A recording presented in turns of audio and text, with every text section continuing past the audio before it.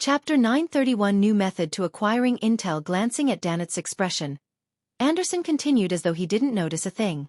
However, their brains appear to have been eaten by zombies. They were fervent to the point of stupidity.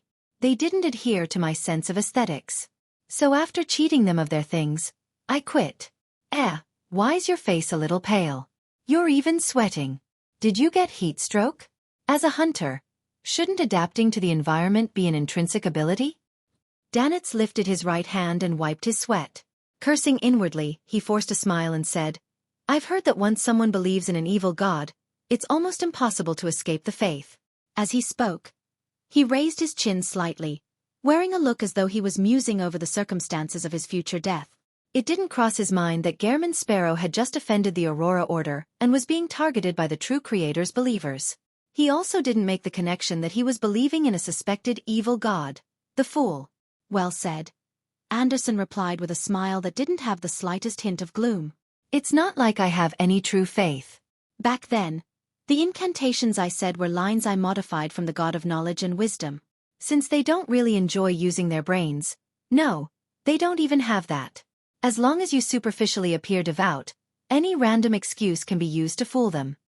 Without waiting for Danet to develop the discussion further, he asked, Why are you suddenly asking about the Aurora Order? Danet bit down on his roasted meat and slowly chewed and swallowed.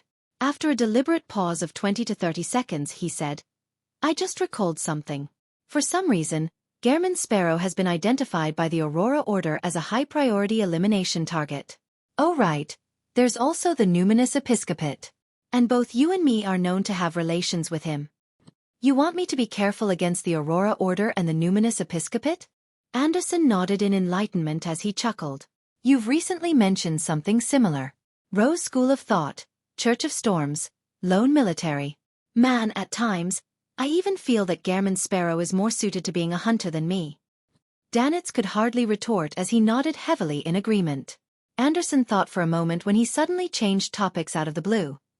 What do you plan on doing here in West Balam? Helping Gehrman Sparrow with something?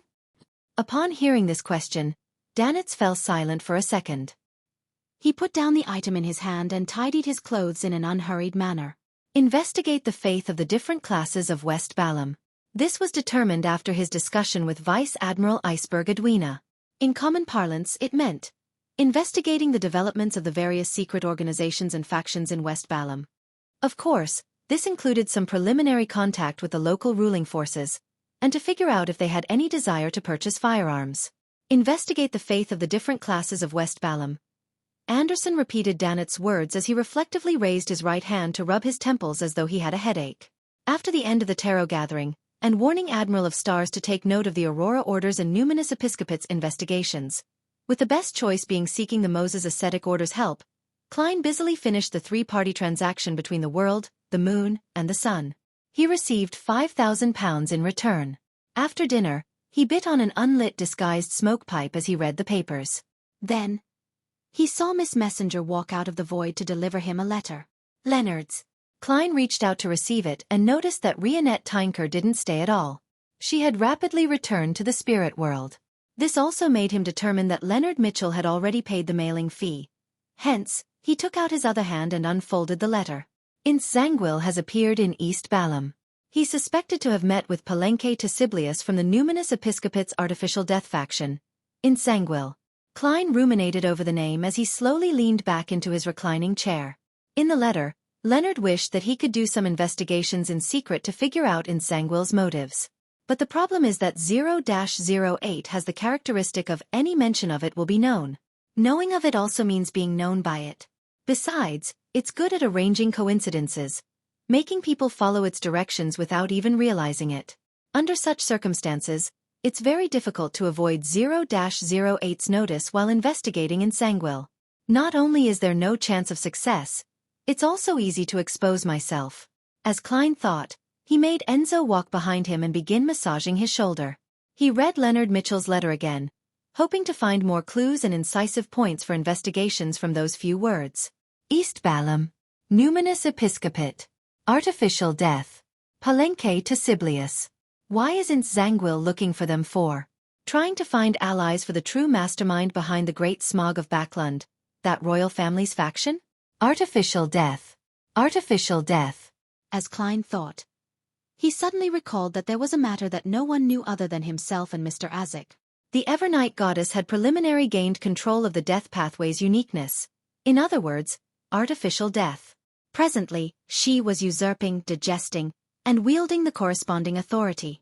In other words, the numinous episcopate's artificial death faction's target of belief was, in a way, the Evernight goddess. After the authority was fully transferred and seized, they were bound to suffer a purge before slowly merging with the Church of Evernight. Or they might continue their work, making contact with the other numinous episcopate factions and other secret factions while unnoticeably cooperating with the Nighthawks. To Klein, this wasn't anything of importance. What was important was that in an ancient text he found before, it mentioned, to artificially create death, a number of numinous episcopate members had to pray to the uniqueness daily, as though it was a true deity. It was an attempt to slowly awaken its sentience and allow it to come to life. Of course, this was only one part of the overall plan which wasn't critical. Then, could it be possible that when Palenque to Siblius prayed to artificial death, he had mentioned in Zangwill's motives and had sought blessings? But he will probably never imagine that artificial death has already been controlled by the Evernight goddess. Although it hasn't become part of her manifestation, it has already lost its freedom. From this angle, directly setting up a ritual to pray to the goddess might allow one to obtain in Zangwill's motives. That's quite possible. The more Klein thought about it, the more certain he was that his seemingly ridiculous plan would succeed. And as for the reason why this could become a reality, it was because the enemy's leader was their spy. After getting Enzo to stop massaging him, Klein slowly got up and paced about, considering if he should make the attempt, and if so, how. Ince Zangwill is a traitor of the church. He's an insult to all Nighthawks. If there's a chance to wipe him out, the goddess should be very willing to see it happen. She wouldn't mind providing some help. But the goddess is now in a critical stage of seizing the artificial death's authority. Xueqi will not be able to provide answers for a long period of time, and she can only provide feedback to normal ritualistic magic. Besides, I also lack the corresponding materials. Also, I've been constantly warning myself to be on guard. I must not fully trust and rely on the goddess. On second thoughts, directly praying to her to obtain a revelation might not be too good. I hope to maintain a safe distance. Amidst his thoughts, Klein felt a little hesitant. He began letting his thoughts wander in a bid to find a more acceptable plan. Suddenly, he had a more ridiculous idea. Directly pray to artificial death. This actually posed no danger. This was because artificial death wasn't able to respond to prayers and rituals. If there was any feedback, it meant that it was essentially controlled by the Evernight goddess. On the other hand, Klein had the feather produced and left behind from the artificial death project. He also had Azik's copper whistle. He didn't need to spend too much time to gather the ingredients needed to set up a ritual for a revelation. In addition, there's a layer in between us. I'm not directly contacting the goddess. Perhaps, this might even help her further seize artificial death's authority. Klein consoled himself as he began busying himself. He first used the sacrificial and bestowment ritual. He brought back the 2 remaining feathers and some full moon essence oil, night vanilla powder, and other items which he had not used in a while to the real world. Then, he modified the sacrificial altar and completed the first part of the preparations. After all, he was essentially praying to the Evernight goddess. He couldn't be bothered to head out to buy ritualistic materials of the death domain. This was essentially the same as other normal ritualistic magic. With great familiarity, Klein lit the candles, dripped some essential oils, and drew the symbols for human and concealment on an artificial goatskin. Then, in the thin fog that spread, he pressed Azik's copper whistle over it.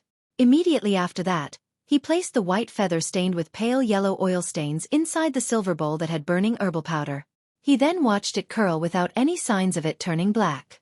After exhaling silently, Klein took a step back and chanted in Hermes. You are the essence of death. You are the Lord of the dead. You are the final home to all living beings.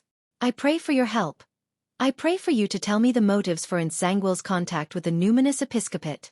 Just as he said those words, the 3 candlelight burgeoned as though they brightened significantly but were tainted with a dark green. The surroundings turned cold and creepy. Klein closed his eyes and entered cogitation for 30 seconds, feeling uneasy. He walked in front of the altar, picked up the full moon essence oil and dripped one drop onto each of the 3 candles. After doing this, he took away Azek's copper whistle, grabbed the artificial goatskin, and moved it close to the candlelight representing himself. When it ignited, he threw it into the silver bowl. With a whoosh, the white feather which didn't show any signs of damage soared with pale white flames, covering the entire silver bowl and obstructing Klein's vision. About 3 seconds later, the fire subsided, leaving a mound of powder in the silver bowl. The powder moved without the help of any wind, forming one word after another. Possessed by an evil spirit. Requires exorcism. Chapter 932 Thin-Skinned. The goddess really replied. Upon seeing the words formed by the powder, Klein's first reaction had nothing to do with the content. Instead, he was shocked that this seemingly ridiculous thing had happened. Although he was already mentally prepared and had believed that the chance of success was rather high, he still felt conflicting emotions. It took him almost a minute to accept it. After a while, Klein exhaled slowly, raised his right hand, and tapped his chest 4 times in a clockwise manner. Praise the lady. He then ended the ritual, forcing himself to focus his attention on the revelation itself. Possessed by an evil spirit. Requires exorcism? Zangwill actually got possessed by an evil spirit? He had gone from sequence 9 to sequence 5 of the death pathway. The godhood he obtained at the critical stage is also sequence 4 Night Watcher of the Evernight pathway, one that is good at dealing with spirit body-type creatures. Evil spirits and wraiths should be afraid of him. So why would he end up being possessed? That's unless the evil spirit's level is extremely high or at its core, is very special. Unfortunately, I've only met one evil spirit in the truest sense of the word. It's that ancient evil spirit sealed in the underground ruins of Alista Tudor. I know little about such monsters, so it's difficult for me to grasp the details. I can write to ask Miss Sharon. I can also get little son to find out more. That shepherd elder Lovia had grazed an evil spirit. It's no wonder Zangwill is trying to meet a demigod of the numinous episcopate. When it comes to exorcising evil spirits, aside from the Church of Evernight and Church of the Eternal Blazing Sun, the best would probably be the numinous episcopate. There's probably the Church of the God of Combat as well. Neighboring pathways often have similar traits. There's also one point that can be gleaned from this. Zangwill doesn't wish for his possessed state to be known by the royal family faction and the demonist sect who are in cahoots with him. Otherwise, there's no need for him to come all the way to the southern continent. The 2 factions existed before the 5th epoch, and they have a long legacy. It's quite unlikely that they don't have a sealed artifact that can remove or exorcise evil spirits. Even if they can't find one, getting the demonist sect to contact the numinous episcopate is definitely safer and more covert than getting Zangwill to make the trip himself. As his thoughts raced, Klein unfolded a piece of paper and wrote, "The intel you have provided me made me connect certain clues from what I've previously gathered. And due to a particular great existence's help, this points to a clear conclusion. Zangwill is possessed by an evil spirit, and he's seeking the numinous episcopate's help. Just based on this fact alone, we can make several useful judgments. Zangwill will often manifest inconsistency in his words and actions. He will often deviate from his normal path, doing something we feel that is absolutely impossible for him to do, and to make mistakes we find incomprehensible. Before this problem is resolved, he will not stop having contact with the numinous episcopate. It might even become more frequent. Making investigations based on this might allow us to catch Zangwill by the tail. However, I believe we still wouldn't be able to lock onto him. The creation of coincidences from that Grade O sealed artifact is insurmountable." Upon writing this, Klein couldn't help but recall his direct encounter with Zangwill. His own investigations didn't directly point to him, but it caused their ploy to nearly fail. Hence, Zangwill personally took action, sending a meteor falling from the sky in an attempt to kill Sherlock Moriarty so as to obliterate any clues. And he ultimately received Mr. Azek's help and escaped the dire situation, forcing Zangwill to step into the limelight and expose himself. Back then, if Mr. Azek had recovered to his former strength, Zangwill might already be dead. But to replicate such a situation and force him to appear before me is still extremely difficult.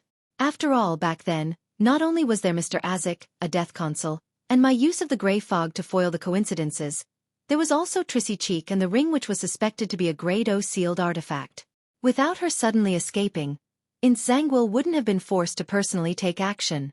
Klein deliberated as he wrote, "If we can figure out the origins and primary goals of the evil spirit, there might be a chance of the situation having a favorable change. After writing the matters regarding Ensanguil, Klein's heart stirred. Just as he was about to mention something else, he stopped his pen after writing the first few letters. He raised his left hand and pinched his cheeks. He appeared to be in a serious dilemma and seemed a little embarrassed. After muttering silently a few times, Klein finally smoothly wrote the rest. Even without that Grade O sealed artifact's help, Ensanguil is an enemy you and I are unable to face head-on. We need to make plenty of preparations. If you can provide me with some worms of time, I can use them to create high-level charms that can deal with demigods. It's called a fate-siphoned charm. It can swap the fates of yourself and the target for a short period of time.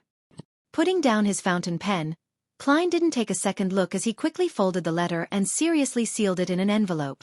He then took out the adventurer's harmonica and a gold coin before summoning Miss Messenger.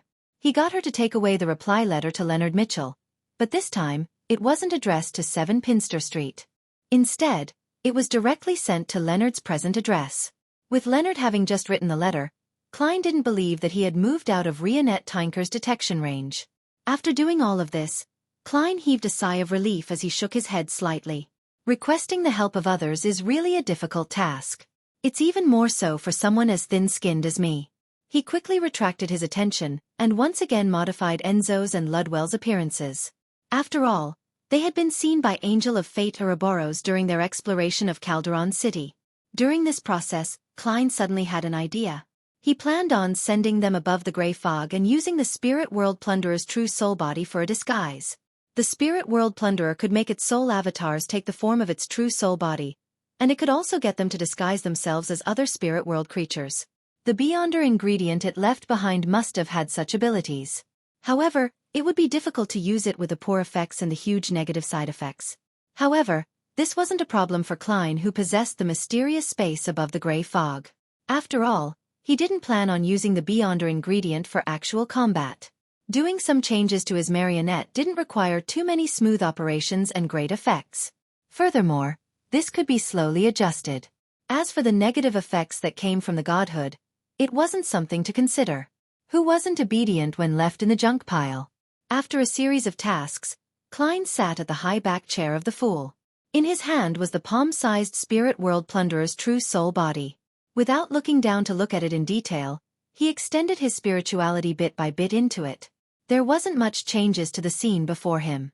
It was still the illusory and dense black spirit body threads. However, when he tried controlling them, he discovered that not only could he control the marionette spirit body threads, but he could also let his spirit body threads extend out and penetrate into their bodies. When both sides established such a two-way connection, Klein suddenly felt that he and his marionette was one. All his Beyonder powers could be enacted on the other party through the spirit body threads, including his trick for changing his appearance and body. Amidst a slow and difficult process, Klein felt rather groggy as he felt his emotions turned into a mess. He began showing signs of losing control. This was an inevitable outcome from having his spirituality make direct contact with godhood. He hurriedly diverted some attention to stir some of the powers of the mysterious space above the gray fog, and he restored his condition back to its normal state. After enduring the torment, Klein finished his attempt. Enzo had transformed into a southern continent native that looked like he came from a plantation. Ludwell had a mixed blood feel to him. His ghastly face was no longer more bone than flesh. Instead, there was a plumpness to it. As for the silver mask that had the effect of placating the soul, there was no way of removing it for the time being. All Klein could do was let it stick to Ludwell's chest. This still had a certain level of effect, but it was inferior to wearing it on his face. It could barely maintain the status quo. Unfortunately, there's no way to change this mask into other types of accessories. Otherwise, it would save me quite a bit of trouble. As Klein rushed to throw the Spirit World Plunderer's true soul body back onto the junk pile, he rubbed his temples and allowed his thoughts to wander. Right, I still have a Soul Assurer Beyonder characteristic here that can be made into a mystical item to replace that mask. No, I've always planned on returning it to the church. I'll mail it to him when Leonard replies. After the discomfort slowly subsided, Klein took out his golden pocket watch and opened it to check the time. Following that, he summoned a paper figurine and stirred some of the powers of the mysterious space above the gray fog. He then threw both into a specially labeled point of light. It was the point of light representing the Fool's only believer at present. Danitz. From Klein's point of view, Admiral of Stars Katlia had the Moses Ascetic Order backing her. Vice Admiral Iceberg Edwina was from the Church of Knowledge and Wisdom. Anderson, who didn't know much about Gehrman Sparrow, and being good at identifying the situation he was in, he wasn't one to put on a brave front. Therefore, when the Aurora Order did an investigation, it was unlikely that they would be in grave danger. Danitz was the only exception. With him in West Balam and not able to return to the Golden Dream anytime soon, his lacking strength, and him often wearing the boxing glove that made him act rashly, it was truly worrisome. Due to this fact, Mr. Fool had to work a little harder. He gave Danitz a paper angel's embrace every day at a fixed time, so as to disrupt any divination or prophecies about him. Leonard never expected Klein Moretti to reply that quickly. With some level of incredulity, he opened the envelope and read the corresponding content. Due to a particular great existence's help. Is he referring to the Fool? Indeed, Klein's investigations into Insanguil has already reached a significant depth. He has already figured out the truth the moment I mentioned the numinous episcopate. Possessed by an evil spirit? How did he end up being possessed by an evil spirit?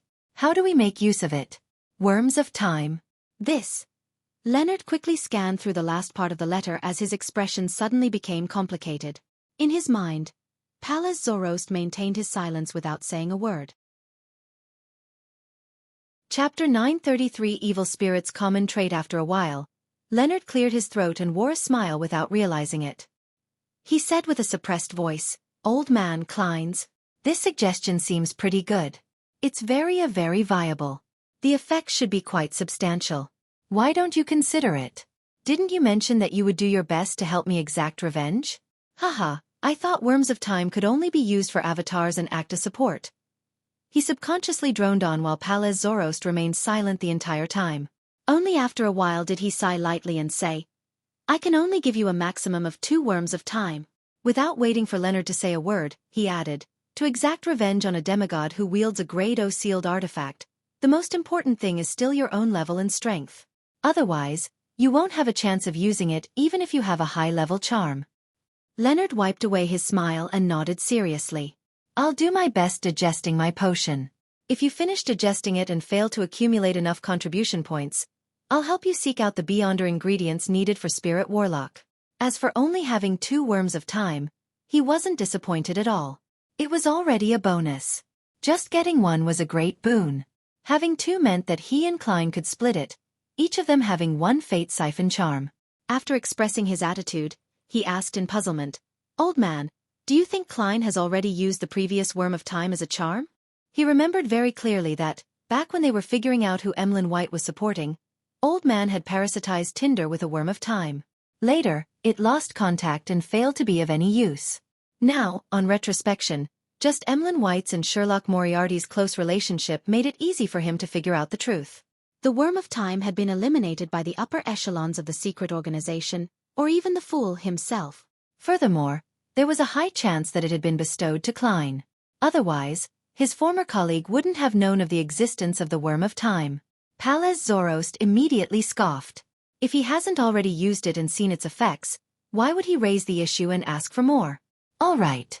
I need to separate the Worms of Time. This will make me fall asleep for at least 2 weeks. If you have any questions, find someone to answer them by yourself. With that said, not giving Leonard a chance to raise further questions, Heap scattered his spirituality and created a blob of light that hung high inside Leonard's mind as though Heap didn't wish to speak. Leonard's instinctive response was to chuckle dryly. He focused his attention back onto the letter from Klein Moretti as he carefully read it again. Possessed by an evil spirit. The origins and primary goals of the evil spirit. I don't know much about evil spirits. Nothing comes to mind. After a few minutes of thought, Leonard took out a matchbox and burned the letter. Then, he left the room which the local Nighthawks had assigned him at the last minute. He came to a room diagonally opposite his and knocked on the door. Before long, Daly, who hadn't removed her blue eyeshadow and blush, opened the door and pricked up her eyebrows. When did a sleepless have the courage to knock on a lady's door at a time highly associated with a bed? Ahem. I have some questions I'd like to consult you about. Leonard obviously didn't dare respond to Daly's comment as he immediately expressed the reason why he was here. Daly sized him up and chuckled. I'm not responsible for counseling minors. As she spoke, she made way and allowed Leonard to enter her room. Without daring to let his eyes wander, he casually pulled a round stool to sit on. He then went straight to the point. "Ma'am, I'd like to know more about evil spirits. You're a sequence 5 of the death pathway. You have higher clearance than me. You should know quite a lot. Why are you asking me this?" Daly propped herself with her hands on the edge of the table behind her. Without waiting for him to reply, she continued. "Most evil spirits are the result of dead high-sequence beyonders. A small number of them are wraiths who break through various restrictions via using various opportunities. The first situation is more common. After high-sequence beyonders consume a potion to obtain godhood, their soul body would have experienced a mutation. It would be a mutation at their core. This allows their soul body to remain even in death or when their powers are dispersed. There will be a certain level of divinity to it, making them rather terrifying. The second situation isn't different on a fundamental level. Normally speaking, evil spirits will weaken with the passage of time until they completely dissipate. However, they can also assimilate into the region where they were born, making the spirit world and even the underworld fuse with it. They then extract power from this to maintain their existence. Therefore, many evil spirits have their own territory and active range. It's not that they do not wish to leave, but they can't. The only exception is when they accumulate sufficient power, allowing their existence to experience a fundamental change. Leonard habitually crossed his right leg over his left and pressed in thought. Can evil spirits leave their territory by possessing a person? Yes, but ordinary humans and most beyonders are unable to withstand the extraction effect the evil spirits have on their bodies. They will quickly lose their spirituality and body temperature and be unable to last long. As Daly spoke, she raised her hand to point at herself. The best method is to rely on beyonders of the death pathway. Of course, it has to be at least a sequence 5 because from Gatekeeper, we will have our own dead spirit prison in our bodies. It can be called a miniature underworld. It can provide an evil spirit with an adequate environment for their existence. Once you become a spirit warlock, you will also have similar powers. However, it will be more about sealing and sleeping than an internal underworld. Heh. Those natural spirits and wraiths are truly troublesome when they come in and out. In Zangwill's sequence 5 is Gatekeeper. It's no wonder that the evil spirit can possess him for long periods of time. Or could it be that he failed at an attempt to enslave an evil spirit? Leonard's thoughts opened up as he immediately made connections. He deliberated for a few seconds before asking, "What sort of needs does an evil spirit have?" "Needs? Singing? Dancing? Poetry? Men? Women? The sea of stars?" Daly returned with a question. Amused. Leonard realized that his usage of words was problematic as he awkwardly ruffled his hair. "I mean, what desires will an evil spirit have? That depends on what it desired while it was alive. Typically speaking, the remnant spirit will inherit the original obsessions, without being able to balance it rationally. If it were you, that evil spirit might attempt to write poems, imprison a group of spectators, and seek acknowledgement. Or it will do things in an ostentatious manner like the protagonist of a play," Daly joked. However, regardless of what it was while it was alive, as long as one becomes an evil spirit, they commonly desire two things. "What are they?" Leonard turned attentive. Daly shot a glance at him and said, "First, it's to feed on the souls of living creatures. This can pleasure them, an innate pleasure that stems from the need to maintain their existence. In addition, a large number of souls will allow them to escape the restrictions of their territory and active range. It will replace the power provided by the spirit world and underworld. Second, it's to seek out beyonder ingredients from their pathway while they were alive. Through this they could create another foundation. At a certain stage, the evil spirit would no longer need to draw on the powers of the spirit world and underworld. They would no longer be restricted by their territories or active range. In a sense, they would have transformed into a special spirit world creature." Leonard seemed to realize something as he thought. This also means that evil spirits can consume sequence potions? No, sequence potions are created for human consumption. They reduce the risk of losing control. To many supernatural creatures, there's no need to do so. They can directly consume the ingredient raw. It's especially so for evil spirits. Their obsession, cruelty, ferociousness, and penchant for souls make them half crazy to begin with. There's no need to regulate it from other sources. Furthermore, they are spirit bodies, so the method of consumption is direct accommodation and slow digestion. Daly corrected Leonard's point. To the evil spirit that possesses in Zangwill, Whenever it has the upper hand, it will control the body to seek out beyonder ingredients of its pathway while it was alive. Leonard was first surprised before he had an idea. He said in a pleasant surprise, "I understand. Thank you for answering my questions." With that said, he hesitated for a few seconds and asked after some deliberation, "Ma'am, I believe we shouldn't just figure out the motives behind Nsangwil's meeting with the numinous episcopate demigod, but we also need to track his trajectory since Backlund to East Balam. We need to know what he did midway, what items he found. This might lead us to effective clues." Daly suddenly fell silent before she pricked up her brows and said, "Well said. But what does this have to do with evil spirits?" "Nothing. I raised the question so as to make preparations because I believe that since we are investigating the numinous episcopate, we might encounter evil spirits. The latter half was a suggestion I wished to make after the break. I just wished to talk to you about it beforehand." Leonard's mind raced as he slowed down his speech and fabricated an excuse on the spot. Daly listened in silence and chuckled. If you actually work so hard to fabricate stories in front of other girls, you'll no longer be single with those looks of yours. Unfortunately, I'm not a clueless girl. All right, there's no need to explain further. Leave. Leonard stood up lamely without trying to emphasize his point. He then walked towards the door. Just as he gripped the handle, Daly's slightly ethereal voice sounded behind him.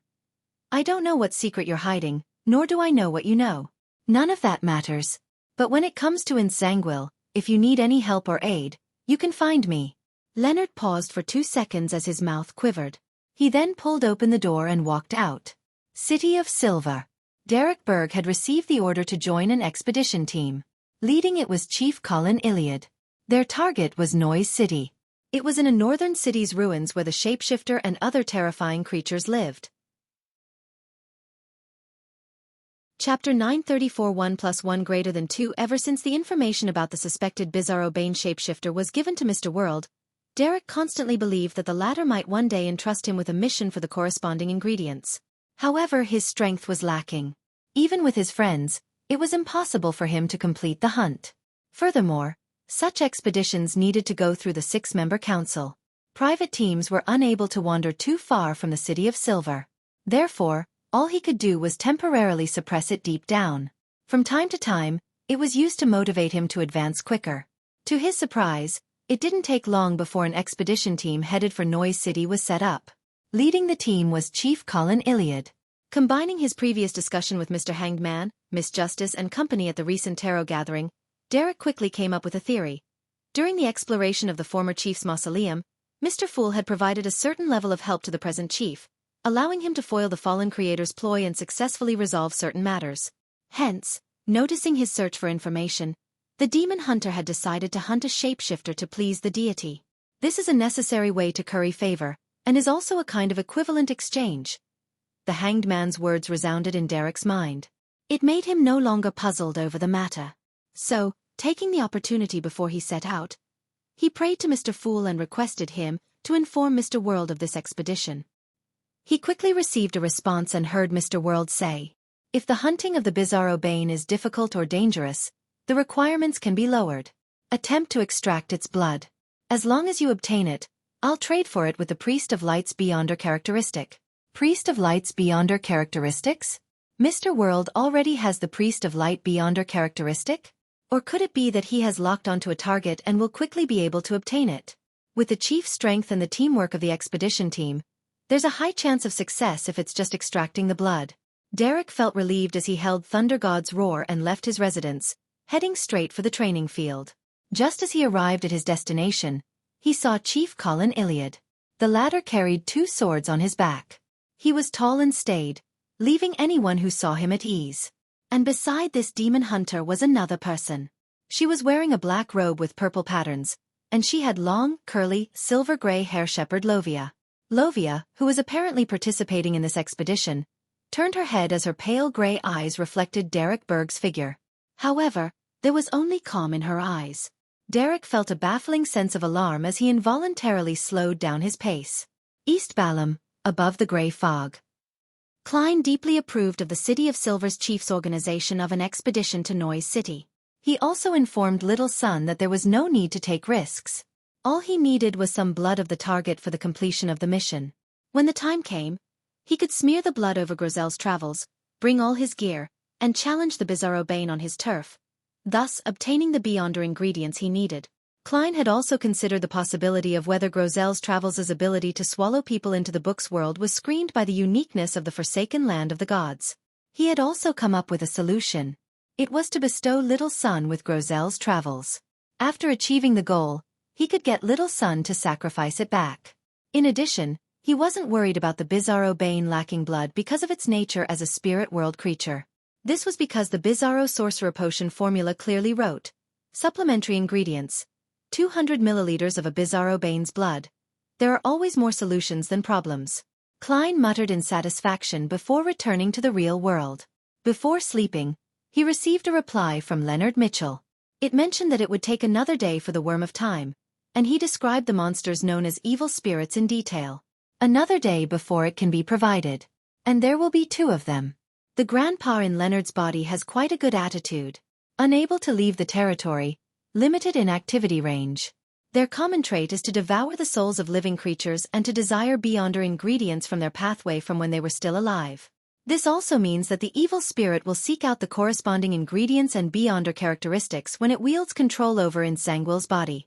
This is indeed a direction for investigation. Klein held the letter as he read and thought. Suddenly, he recalled something. Back when he encountered Nsangwil on Waypoint Island in the Berserk Sea, the latter had been pursued by a powerful demigod from the Hunter pathway. Could it be a result of that evil spirit? I previously imagined that Nsangwil had received a commission by some faction in the royal family, and did something that targeted the Intis Republic, only to have a mistake happen, thus exposing himself and getting pursued by their powerhouses. From the looks of it, there might be another possibility. That evil spirit desires the Beyonder characteristics of the Hunter pathway, and when it could control Nsangwil's body, it attempted to hunt Beyonders of the same pathway. This might have succeeded or failed. In short, the result was that he was targeted by a powerful demigod from the Hunter pathway. He pursued him the entire journey with his intuition as a hunter. The more Klein thought about it, the more convinced he was that his theory was close to reality. This was the only way to explain why Nsangwil, who wielded 0-08, was discovered. At this moment, Enzo and Ludwell were kneeling down, massaging Klein's legs. I can guess that it's an evil spirit of the Hunter pathway for now. I'll later write back to Leonard and get him to steer the investigations in this direction. This fellow's acting isn't that great, nor does he have the psychological experience. I wonder if he will end up exposing himself. Perhaps, he will explain it away with some non-existent informant. Hunter pathway evil spirit. Hunter pathway evil spirit. Klein's eyes suddenly widened as he suddenly sat up, leaving his 2 marionettes at a loss. There weren't many evil spirits he knew, and he had only seen one. However, that one happened to be from the Hunter pathway. It was Red Angel Medici's main body that had combined with the remnant psyches of the 2 Sequence 1 angel from the Sauron and Einhorn families. When it came to the Hunter pathway, there was no evil spirit that was of an even higher level. That was unless Blood Emperor Alista Tudor still had his psyche remaining. Previously, Nsangwil was in Backlund. That evil spirit, who I'm not sure if I should call Medici, was also in Backlund. Later, that evil spirit escaped the seal, and its whereabouts are unknown. As for Nsangwil, he suffered from the possession of an evil spirit. Both sides are evil spirits from the Hunter pathway. Could the one possessing Nsangwil be the Red Angel evil spirit? Klein frowned bit by bit, almost finding his theory unbelievable. However, he found it very possible. As his thoughts raced, he found another indirect piece of evidence. The unique trait of 0-08 is that once you know it, it will also know you. And as a king of angels who survived from the second epoch, Red Angel Medici probably knows all kinds of details about 0-08. In other words, as long as the evil spirit attempted to recall anything related to 0-08, 0-08 would know of it and establish a connection. Right, there was that sentence. Pleasure working with you. No way.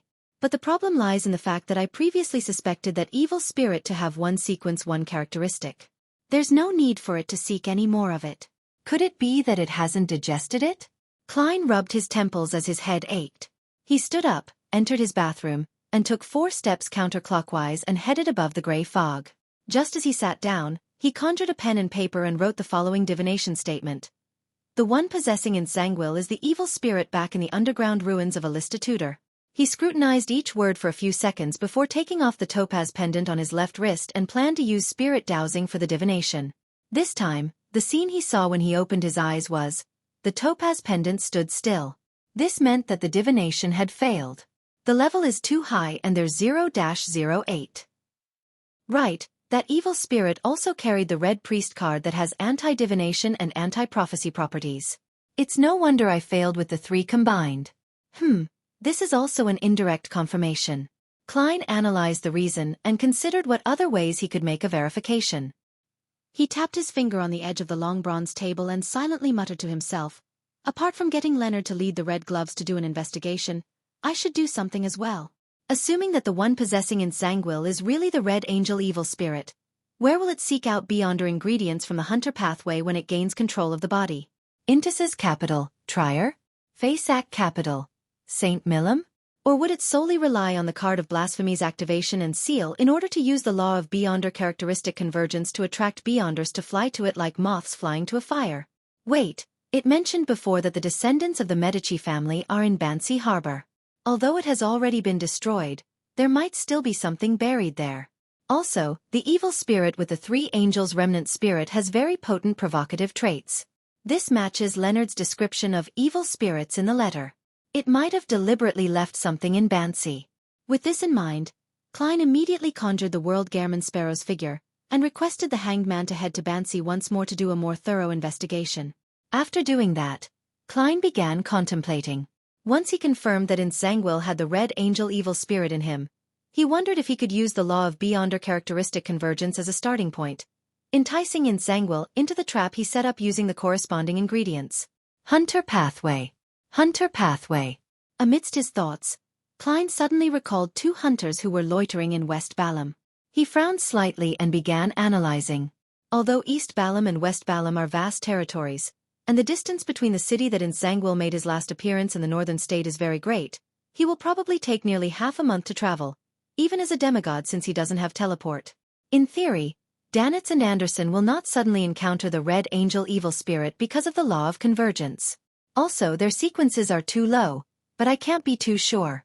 West Balam, Northern State, Kukawa City. Danitz shot a glance at Anderson and blurted out, I'm going to do some investigations. Why are you following me? Logically speaking, shouldn't you head back to the Fog Sea at Barons Harbor?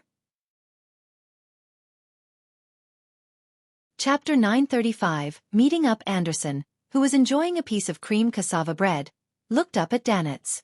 Seemingly in thought he said, I'm not sure why, but I don't wish to leave West Balam. Haha.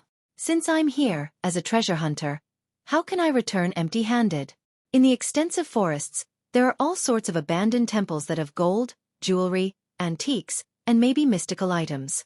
All of them are waiting for me to rescue them. Danitz tipped his chin and guzzled down the remaining water. This was a beverage made from a fruit native to West Balam. It was orange-yellow in color with a sweetness amidst its sourness. It was good at quenching thirst and relieving heat. It also had some caffeine that allowed people to combat fatigue and stay awake. Putting down the cup and picking up his napkin to wipe his mouth, Danitz scoffed. I keep feeling as though you're up to something. I also hope that's the case, Anderson said with an unconcerned smile. He matched breakfast with coffee. In East and West Balam, there were many excellent coffee-bearing lands. They were just slightly less famous than Fainapotter's Highlander coffee, the Southern Continent's Highlander coffee, and the Star Highlands and the nearby Paws Valley's Fermo coffee. Without waiting for Danitz's reply, Anderson said with a smile, Actually, isn't this good? I'm providing you with free protection. And you're my interpreter.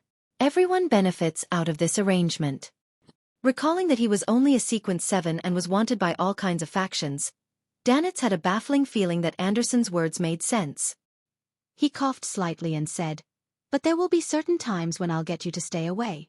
If you say please, then there's no problem, Anderson said in a relaxed manner. Danitz immediately hooded himself and walked towards the hotel's exit in preparation to begin today's investigations. Midway, he suddenly said, Have you had such an experience? Often dreaming of an angel's descent, wrapping you in its layered wings. No, it's not only a dream. I occasionally will have the same hallucination even when I'm awake. Anderson glanced at the boxing glove Danitz was wearing. After pondering for a few seconds, he said with a smile, "Are you a believer of some secret existence? Or have you made contact with some ancient item?" Danitz's expression froze as he forced a smile. "If it were as simple as you said, I would have long guessed the reason." As he spoke, he brushed shoulders with the three men who came in before walking out. Anderson habitually sized up the passers-by to confirm his surroundings. Therefore, he glanced at the three men and realized that they were a master and two servants. The master was tall and his skin was brown. He had soft facial features, as though he had parents from Balam and Lone. He wore attire in the style of the Northern Continent silk top hat, black formal suit, and a gold-inlaid cane. The two servants were standard locals that seemed to come from plantations. They were helping their master hold his cane and leather suitcase. One of them was a mixed blood with a fleshy face and baggy clothes. On his waist was a rapier, as though he was also playing the role of a bodyguard. Unconcerned, Anderson retracted his gaze and followed Danitz onto the street. He pointed at the different styled coffins that were horse-drawn or manually lifted with piqued interest. "Want to try one of those? It's very interesting. Once you get used to it, you will realize that death isn't something to be afraid of. Perhaps you might be able to open the lid at some point in time and stand up again." Danitz looked at the strange transportation tool through the corner of his eyes as he didn't hesitate to shake his head.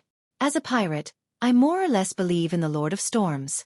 Certain things are taboo, and one of them is to stay away from coffins. I'm different. I don't have any taboos." Anderson casually took out a few Delexi and bought a few sets of newspapers from the paperboy on the street. It had to be said that when it came to paperboys, the various cities in the southern continent weren't inferior to the northern continent. After all, manual labor was cheaper, and there were many children who needed to supplement their family's income. As Danitz walked to the end of the street in search of a carriage meant for foreigners, he took a copy of the newspapers from Anderson and quickly browsed through it. Suddenly, he noticed a piece of news. Infamous pirate who calls himself Admiral Hell, Ludwell, has been killed by the crazy adventurer, Gehrman Sparrow. His Black Tulip and entire crew has been taken over by Morella, who claims to be Death's envoy. Danitz's mouth turned slightly agape, and he was hardly able to close it. He finally understood why Gehrman Sparrow wanted him to be careful of the numinous episcopate. This lunatic had actually killed the strongest of the 7 pirate admirals, Ludwell. About 10 seconds later, Danitz handed the newspapers to Anderson with a dazed expression. "Take a look at this." Anderson received the newspaper with a smile and quickly scanned through it. After a brief silence, he whistled and chuckled. "That fellow likely has a new nickname.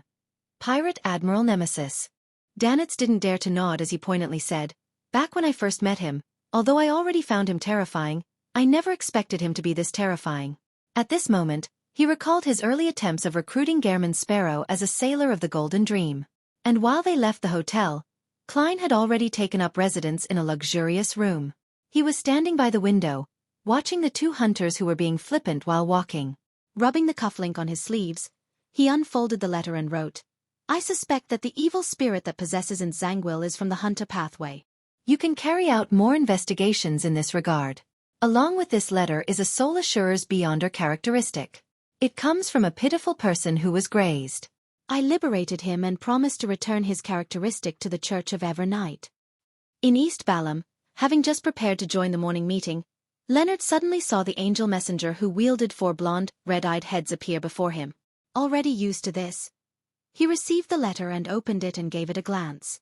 He was surprised to see an item as resplendent as the night sky. "This is..." Leonard had an inkling as to what the item was. He hurriedly unfolded the letter and read it. 20 seconds later, he slowly sighed and silently said, "As expected, it's a Beyonder characteristic. Klein is still very friendly to the Church and the Nighthawks." He was rather delighted as he took out 2 transparent dead, ringed worms and placed it in that envelope. He then summoned Gehrman Sparrow's messenger, handed it to her, and paid the 1 gold coin.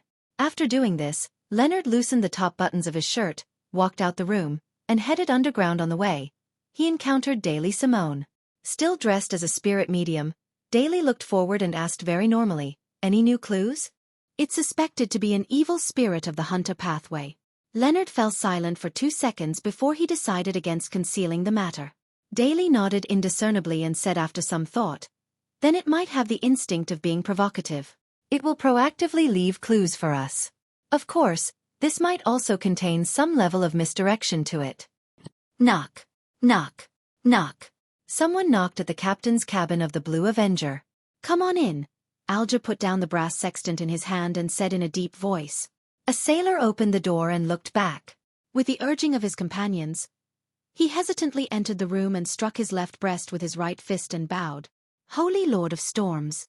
After Alger did the same response, he forced a smile and said, Captain, many pirates and sailors from merchant ships have been recently saying that they found valuable items in the ruins of Bansi Harbor. There was even gold. We don't have any particularly important missions recently, so everyone is wondering if we should make another trip to Bansi. Such a bustling harbor, even if it has been searched numerous times, it should still have plenty of things left. Alger listened with a deadpan expression. After a few seconds of thought, he said, I can understand your feelings. Let's do this. Let's head in the direction of Bansi Harbor. But do not set a destination. If nothing happens midway, we will stay there for a day. Aye, Captain. The sailor excitedly clenched his right fist and struck his left breast again. May the storm be with you. May the storm be with you. Alger watched as his subordinate left and closed the door. Then, as though nothing had happened, he poured himself a cup of Lanty proof without any joy or anger as he sipped it slowly. Whatever that had just happened was within his expectations. This was because the news of finding items of value in Bansi Harbor's ruins was something he had spread while disguised. As a captain of the Church of Storms, he was constantly monitored by his sailors. Having been to Bansi once, mentioning it again made it suspicious. Therefore, Alger decided on getting the crew to make the request themselves. That way, even if they discovered anything or encountered something at Bansi Harbor, no one would suspect him, the captain. To the sailors, especially sailors who had just spent all their money in Byam, any news or rumors with sufficient allure would stir their hearts the most. Alger knew this very well. In addition, the Blue Avenger had stayed in Byam for too long. If he hadn't set sail, it would also be suspicious. As for monitoring artisan Sealf, it was naturally left to the hermit Catlia. Due to the investigations of the Aurora Order, this pirate admiral and the future had recently been hanging around the Rorstad archipelago. It was said to be an important base of the Moses ascetic order. After drinking the liquor, Alger put down his cup and looked out at the undulating waves and silently said a word. Bansi. Considering how it was late June, and while Septon's birthday was still unclear, Klein did some reorganization before heading above the gray fog to bring the radio transceiver back to the real world. He also warned himself that he could only ask a maximum of 2 questions. In the room that suddenly turned gloomy and cold, the unmanned transceiver began producing clicking voices. Chapter 936. Don't want to miss out. Amidst the clacking sounds, a white piece of illusory paper spewed out from the radio transceiver. On it were words composed of Loanese. Exalted Great Master, your puny, loyal and humble servant, A. Rhodes, is here to answer your summoning. Did you know? Dr. Aaron Sirius's child was born the night before the last. Thankfully I contacted the magic mirror in time. Klein nodded slightly and said, now I know. Amidst clacking sounds, more of the illusory white paper spewed out. Based on the principle of reciprocity, it's your turn to ask a question. Klein had originally wanted to ask about matters regarding Inzangwil, 0-08 and the Red Angel Evil Spirit, but considering how he had failed divining it above the gray fog, it was almost certain that A. Rhodes was unable to see it. At best, it could provide him more detailed information regarding 0-08, but this way without the gray fog screening, it would be equivalent to him knowing of 0-08, and it would result in it knowing him. It didn't benefit him when it came to hiding behind the scenes to direct a play. After thinking for 2 seconds, he asked, what means are there to speed up the digestion of potions? Do a better job acting. On the illusory white paper, black words were produced. Upon seeing the magic mirror's reply, Klein first fell silent before he slowly exhaled. For the present him, Inzangwil's appearance was too early. He still needed about 2 months to completely digest the marionettist potion. When that happened, and with him already gathering the ingredients, he could orchestrate an assassination of the demigod, Inzangwil, placing the sequence advancement with his wish together. Then there was no need for him to consider any room for retreat. However, Inzangwil wouldn't appear until he was done preparing everything. He wouldn't follow the steps that Klein had in mind. Based on Klein's earliest ideas, it was to first gather information, figure out where Inzangwil was, and wait until it was late August or early September before confirming the plan based on the situation. If not for the possession of the evil spirit, Insangwil wouldn't have exposed himself. If he didn't use Insangwil's current condition, it was very possible that he couldn't find the latter again once he exorcised the evil spirit. Coincidences would stand in his way when it came to meeting him. Furthermore, if that were really the Red Angel evil spirit, Klein was also worried that Insangwil might have already died by the time he and Leonard started exacting revenge. The reason behind his death could be due to certain machinations, or from some ridiculously comedic situations, and not because of his sins. Due to these considerations, Klein attempted to digest his potion faster, hoping that he could complete it within a week or two. However, Rhodes's answer left him depressed. He also knew that this wasn't something he could force. In 2 weeks, or even in the next few days, how was he to create a better opportunity to act? In his silence, Klein had already made up his mind. He didn't plan on tying the two matters together, and from the beginning, he wanted revenge against Insangwil as his primary goal provided there was a chance of success. He didn't wish to miss this opportunity. Although it had only been about 10 months, less than a year since the incident at the Blackthorn Security Company, it felt like a very, very long time. So long that he didn't wish to wait any longer. Catching a glance at the gloomy radio transceiver, Klein thought before wearing a stern look, he asked with a deep voice. Back when I used the Winner Marionette to look at myself, I learned why Beyonders of the Fate Pathway will have such a reaction when facing me. Now, I would like to know what you see when you look at me? This question was a bolt out of the blue that seemed to echo in the room. The radio transceiver suddenly fell silent, and the clacking sounds sounded after quite a while. A black illusory piece of paper spewed out, and on it were ghastly white words. I see support and dominance from you. Are you satisfied with such a question? Support. Dominance. What does that mean? Klein had planned on pressing on, but he believed that Rhodes was unlikely to explain it too clearly because it lacked the required knowledge. Realizing that the Mother Tree of Desire was about to find him if he kept this up, he nodded and said, acceptable. That shall be all for today. You may return. The clacking of the radio transceiver became increasingly brisker as the paper that appeared was white again. All right, great master. Goodbye, your loyal and humble servant, Rhodes, is constantly at your service. This time, the magic mirror seemed to forget to add a hand-waving drawing. That was quite a quick escape. Klein mumbled and immediately took 4 steps counterclockwise and entered above the grey fog. He conjured the World Gehrman Sparrow and informed the hermit Catlia that the mythical creature blood she needed was ready. She was to provide the means to regain a certain amount of strength during one's weak stages as quickly as possible. Before long, Catlia set up a ritual and sacrificed an item to the fool and requested this mighty existence to hand it to the world and tell him that the principle of the item's effect was to temporarily borrow a portion of one's strength from their former self. This sounds familiar. It sounds like the powers of the Seer Pathways Sequence 3 Scholar of Yore. The fool Klein was surprised as he picked up the item that Ma'am Hermit had sacrificed. It was like the end of a cane with a long transparent gem embedded on it. It was carved with complicated, mysterious, indescribable, 3-dimensional symbols and magic labels. Klein recognized 2 of them. One was the incomplete pupilless eye, and the other was the incomplete contorted lines. Could this be an item that really points towards Sequence O the Fool? But isn't it a little too complicated? This cane feels really familiar. It's like the crystal ball little son had used when he prayed to me. See, could it also correspond to another crimson star?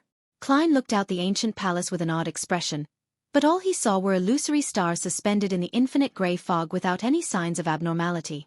With the fact that such items were one-use items like charms, he abandoned the idea of experimenting with it. All he could do was summon some paper from the junk pile and seriously record down the complicated and abnormal symbols and magic labels on the cane. Lone Kingdom, Backlund, Dr. Aaron's residence. A maid was inside the master bedroom, taking care of a soundly sleeping infant. Downstairs, the banquet which had many guests attending had reached the midway mark. Suddenly, in a corner, 3 figures quickly materialized. Leading them was a man in a silk top hat, black formal suit. He was none other than Klein Moretti, who hadn't disguised himself. He tossed out a charm and muttered an ancient Hermes term, crimson. The dark red flames flashed, and amidst a light explosion sound, soothing powers emanated out. The maid fell asleep instantly, collapsing onto the bedside into a deep sleep. Klein made his 2 marionettes stand in their spots as he walked to the infant's cot and cast his gaze inside. It was a child wrapped in silver silk. His skin was very fair, and he was fleshy with layer after layers. This infant showed no fear towards the stranger as he looked straight at Klein with his eyes wide open while sucking his fingers. Ahem. Klein couldn't help but smile as he took off his hat and bowed. Congratulations on being born. You should say that to my parents. The infant pulled out his fingers and spoke with a bright voice that didn't match his age. Klein chuckled and didn't harp on this meaningless topic with the snake of fate. He went straight to the point. I brought the method that allows you to regain a certain amount of strength during your weak stages. You can now give me that drop of placenta blood. Xueqi opened up his fleshy palms and said, Let me take a look first. How do you know that the method is an item? Klein couldn't help but ask in puzzlement. Xueqi scoffed. An intuition of fate. It's like you didn't say a thing. Klein moved the cane from behind him forward and handed it over. The infant held it tightly and glanced at it twice before raising its voice. This can only be used once. That's right. Only once. Is that a problem? Klein deliberated and said, With your level and abilities, you can completely replicate the symbols and magic labels engraved on it, and then prepare the corresponding ingredients to hold the correct ritual. Wouldn't that allow you to use it multiple times? Xueqi suddenly cut him off. All right, I accept it. Remember, you were the one who suggested it. Klein was momentarily a little dumbfounded, but he also seemed to realize something. He had a vague feeling that, despite him being here to take advantage of a baby, it ended up as the baby taking advantage of him. Yes, I was the one who suggested it. He finally drew a breath and nodded earnestly. The baby's plump face revealed a smile as he spread open his other hand. I've already prepared it for you. A total of 2 drops. 1 drop is for the transaction, and the other drop is your commission for facilitating this transaction. There's a commission? Klein was delighted as he hurriedly looked at Xueqi's palm. There were 2 drops of silver blood there. Each drop appeared to have countless, illusory wheels spinning. They formed a belt that had its head connected to its tail. Just one look at it made Klein seem to lose his ability to think. He felt all his thoughts repeatedly appearing in his mind. He hurriedly shook his head and took out the iron cigar case which contained Azek's copper whistle. He then placed the 2 drops of snake of fate blood, which had clearly been sealed, inside. Thank you for your generosity, Klein said sincerely before asking. Can this be used to make a charm? The baby sucked his fingers and said, Of course. As for the exact symbols needed to be carved, you have already seen those. You are free to choose a combination. Whatever you get will all depend on your luck. Klein nodded and asked again, Who should I pray to? You're probably unable to respond to relatively high-level rituals for the time being. And praying to Ouroboros is bordering on being a provocation. Do I pray to a sequence 2 angel of the fate pathway? But I don't know their honorific names. Xueqi immediately grinned. There's a more convenient method. Who? Klein pressed in delight. The baby replied with a giggle, Empress of Misfortune and Horror. Chapter 937. Several days later. Empress of Misfortune and Horror. Isn't that the goddess? That's right. Misfortune includes bad luck, a part of fate. The goddess has the corresponding authority and can naturally give a response. By giving the suggestion, doesn't it mean that, in Xueqi's eyes, he has always suspected that I'm Evernight's blessed? It's just that I didn't notice it myself. It's the same as the answer I received about how I should get the high-sequence Beyond a Potion formula of the seer pathway. He is even more certain after what happened at St. Samuel Cathedral. Klein was first taken aback before he became enlightened. As though he was muttering to himself, he said, If I were to pray to the goddess, no matter what symbols I choose, the final product's effect will likely be inclined towards the domain of bad luck. That's common sense. The baby wrapped in silver silk shouted. After obtaining confirmation, Klein felt more certain as he said with a smile, Are you still named Xueqi? He was very curious if he changed his name after being born. If you like it, you can continue thinking so. However, my full name has already been changed to Xueqi, the baby replied indifferently. Klein thought before asking, If I want to deal with the wielder of 0-08, what suggestions do you have? I don't want to know about 0-08. I just wish to know if you have any suggestions. The plump baby looked at him as he suddenly opened his mouth and let out a loud cry. Wah! The corners of Klein's lips quivered.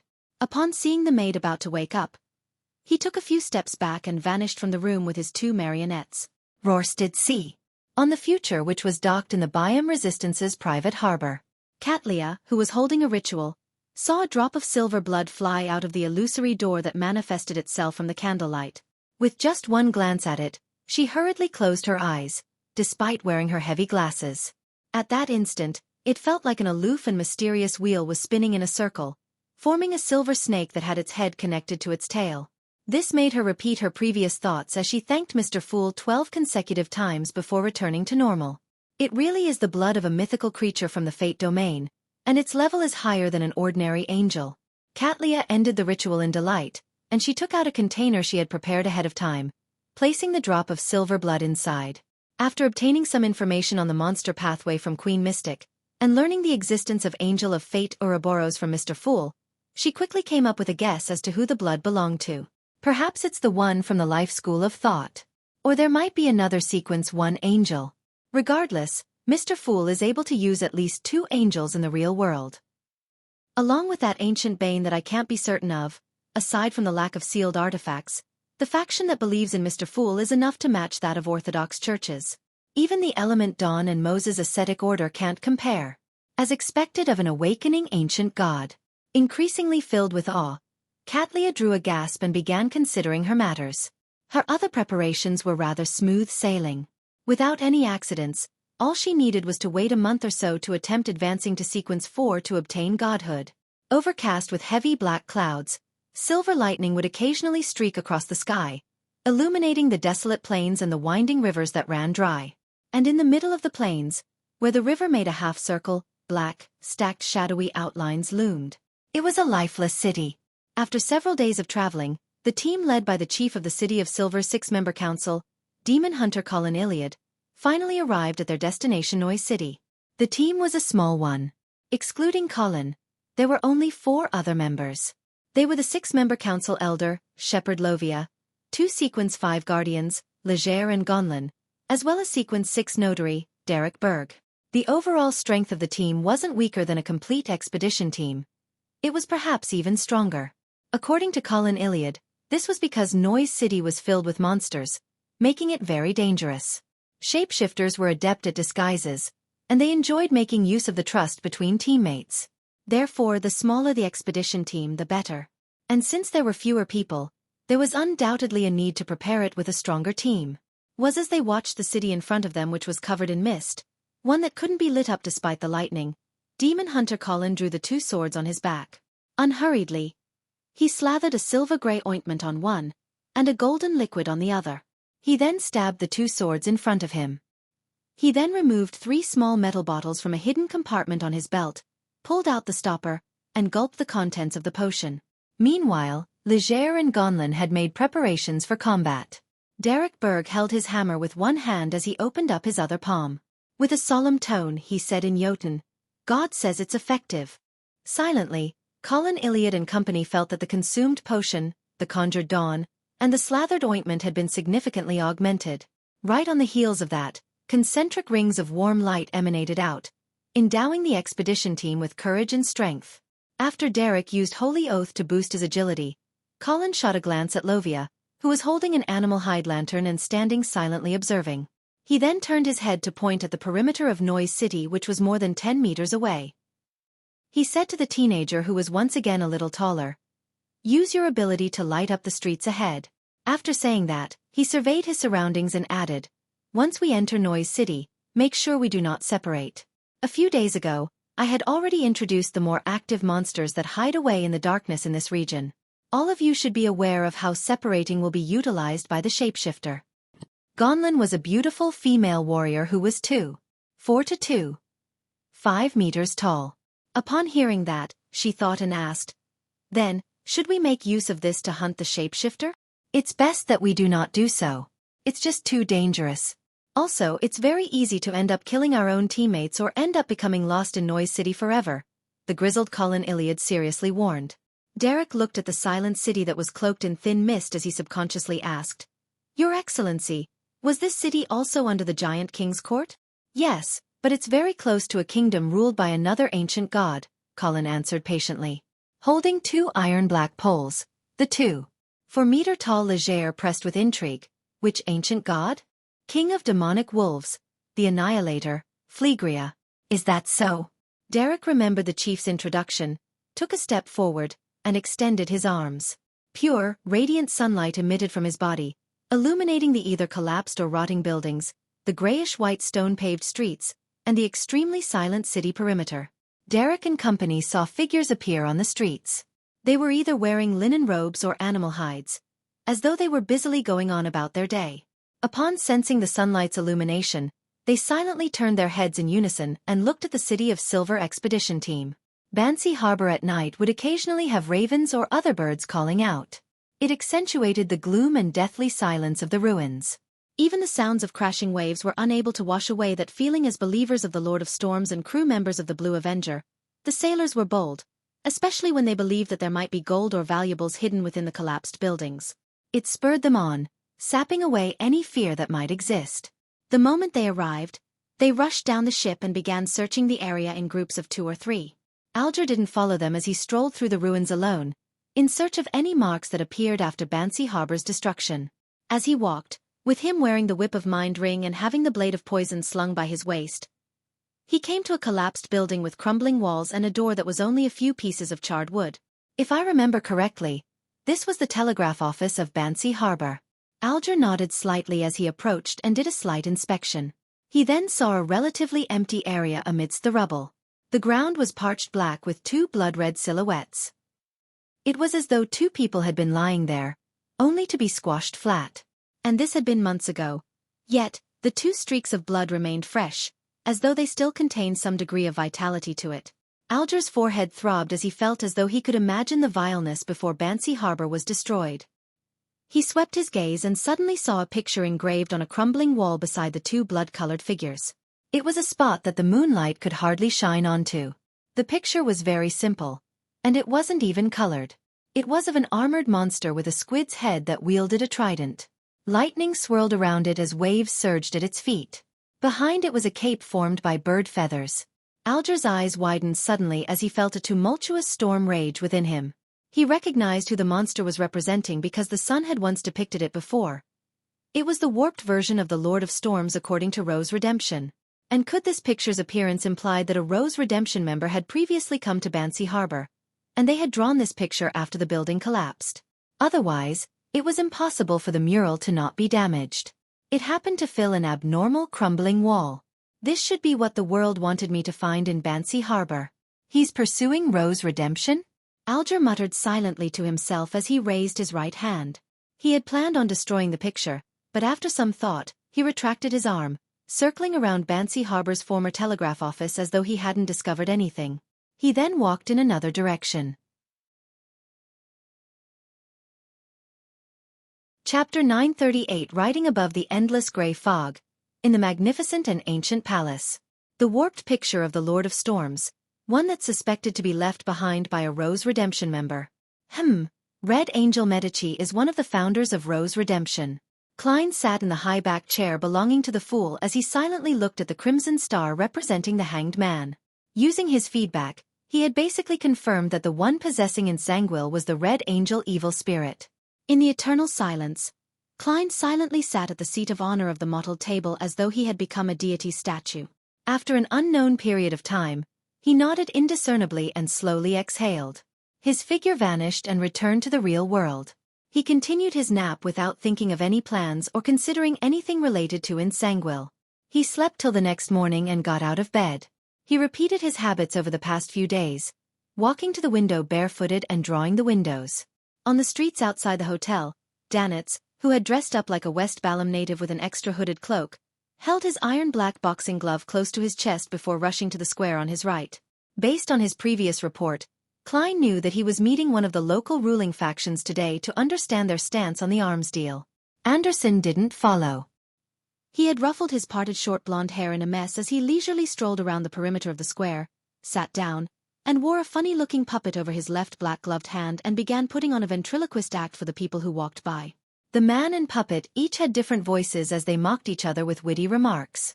It was quite good at attracting attention. The only problem was that it was done in the Intis language and not Dutanese. Few people understood it, so after standing around to watch for a moment, they walked off. Klein focused on the Fog Sea's strongest hunter with the same expression as before. His eyes betrayed how deep in thought he was. East Balam, in the temporary office for Soest's Red Gloves. Cindy, who had long wine-red hair, walked in with a few telegrams as she said excitedly, "New clues." "What clues?" Soest put down the white porcelain coffee mug in his hand as Leonard and Daly cast their gazes to the door. As Cindy handed the telegram to her captain, she said, "Emperor Rosel's quote, 'Wherever he steps, whatever he touches, whatever he leaves, even unconsciously, will serve as a silent witness against him,' really makes sense. We've found people witnessing in Zangwill in several places, forming a complete trajectory. From this, we've realized that in Zangwill's thoughts seem to be contradictory. He often approaches the colonies of Intis, staying for a short moment, before leaving it. He then approaches it once again and leaves it repeatedly as though. Isn't this what Klein mentioned? That his actions are inconsistent?" Leonard was delighted as he offered a better description for Cindy. "As though he's oscillating." "Yes, oscillating." Cindy heaved a sigh of relief and began describing the findings. In addition, Zangwill has killed a few Intis military spies and has purchased several Beyonder ingredients. It's unknown what he's trying to do. Leonard deliberated and said, "Which pathways Beyonder ingredients are being bought by in Zangwill?" "They are from the warrior, hunter, and bard pathways." Cindy pointed at the few telegrams that Captain Soest was reading. "Indeed, there's the hunter pathway." Having failed to find an excuse to get his teammates to take notice of hunter-related clues, Leonard exhaled silently and no longer had any doubts regarding Klein's theory. He believed it to be the truth. Next, how should I make everyone realize that Ince has been possessed by an evil spirit of the hunter pathway? Leonard fell into deep thought. He waited until Soest finished reading the telegram and handed it to the other teammates before he came up with something. He decided to take a risk. Before he spoke, he subconsciously glanced at Daly Simone. Dressed in a spirit medium's attire, this lady lowered her hand slightly, indicating that he shouldn't be too anxious, and to stop whatever he was about to attempt. "Ma'am Daly is telling me that it isn't time, that I should wait for a better opportunity?" Amidst his hesitation, he saw Daly flick the telegram in her hand and looked around the room. "I have an idea." "What is it?" Soest asked. Daly smiled. "I suspect that Zangwill is possessed by an evil spirit." She just said it like that. "She will be suspected." Leonard jumped in fright. Without waiting for Soest, Cindy and company to raise their doubts, Daly continued, "Zangwill was once a gatekeeper, and now he's a night watcher. His body can accommodate evil spirits and use their powers. Furthermore, he also has 0-08's help. If I were him, I'd definitely try to seek out stronger evil spirits and raise my strength as much as possible. This way, before he obtains complete control over the evil spirit, there will be backlashes. Zangwill will take actions that seem contradictory. This can explain what's mentioned on the telegram. In addition, haven't we been puzzled as to why Zangwill has been trying to contact important members of the numinous episcopate, and we had come up with various theories? Perhaps getting them to help him exorcise, purify, or completely control the evil spirit is his goal." Soest thought for a moment and deliberated over his words. "That possibility cannot be ruled out, but this is fundamentally a subjective theory of yours. How did you come up with this? Which details gave you the inspiration?" Leonard became nervous as Daly chuckled. "This is a woman's intuition. It's just like how I know your thoughts, as well as those of the rest of you at times. Besides, since this is a discussion and analysis, we should list down all the possibilities. We should then eliminate the possibilities based on the actual investigations. This will aid us in finding the correct answer. Therefore, we need to let our thoughts wander. No matter how ridiculous the idea is, we must dare to propose it. From the various details we obtained from our feedback, I believe my theory is the most likely one. Ma'am Daly sure is good with words. At least, she has convinced me. She raised the theory of an evil spirit's possession to protect me and direct the risk towards herself.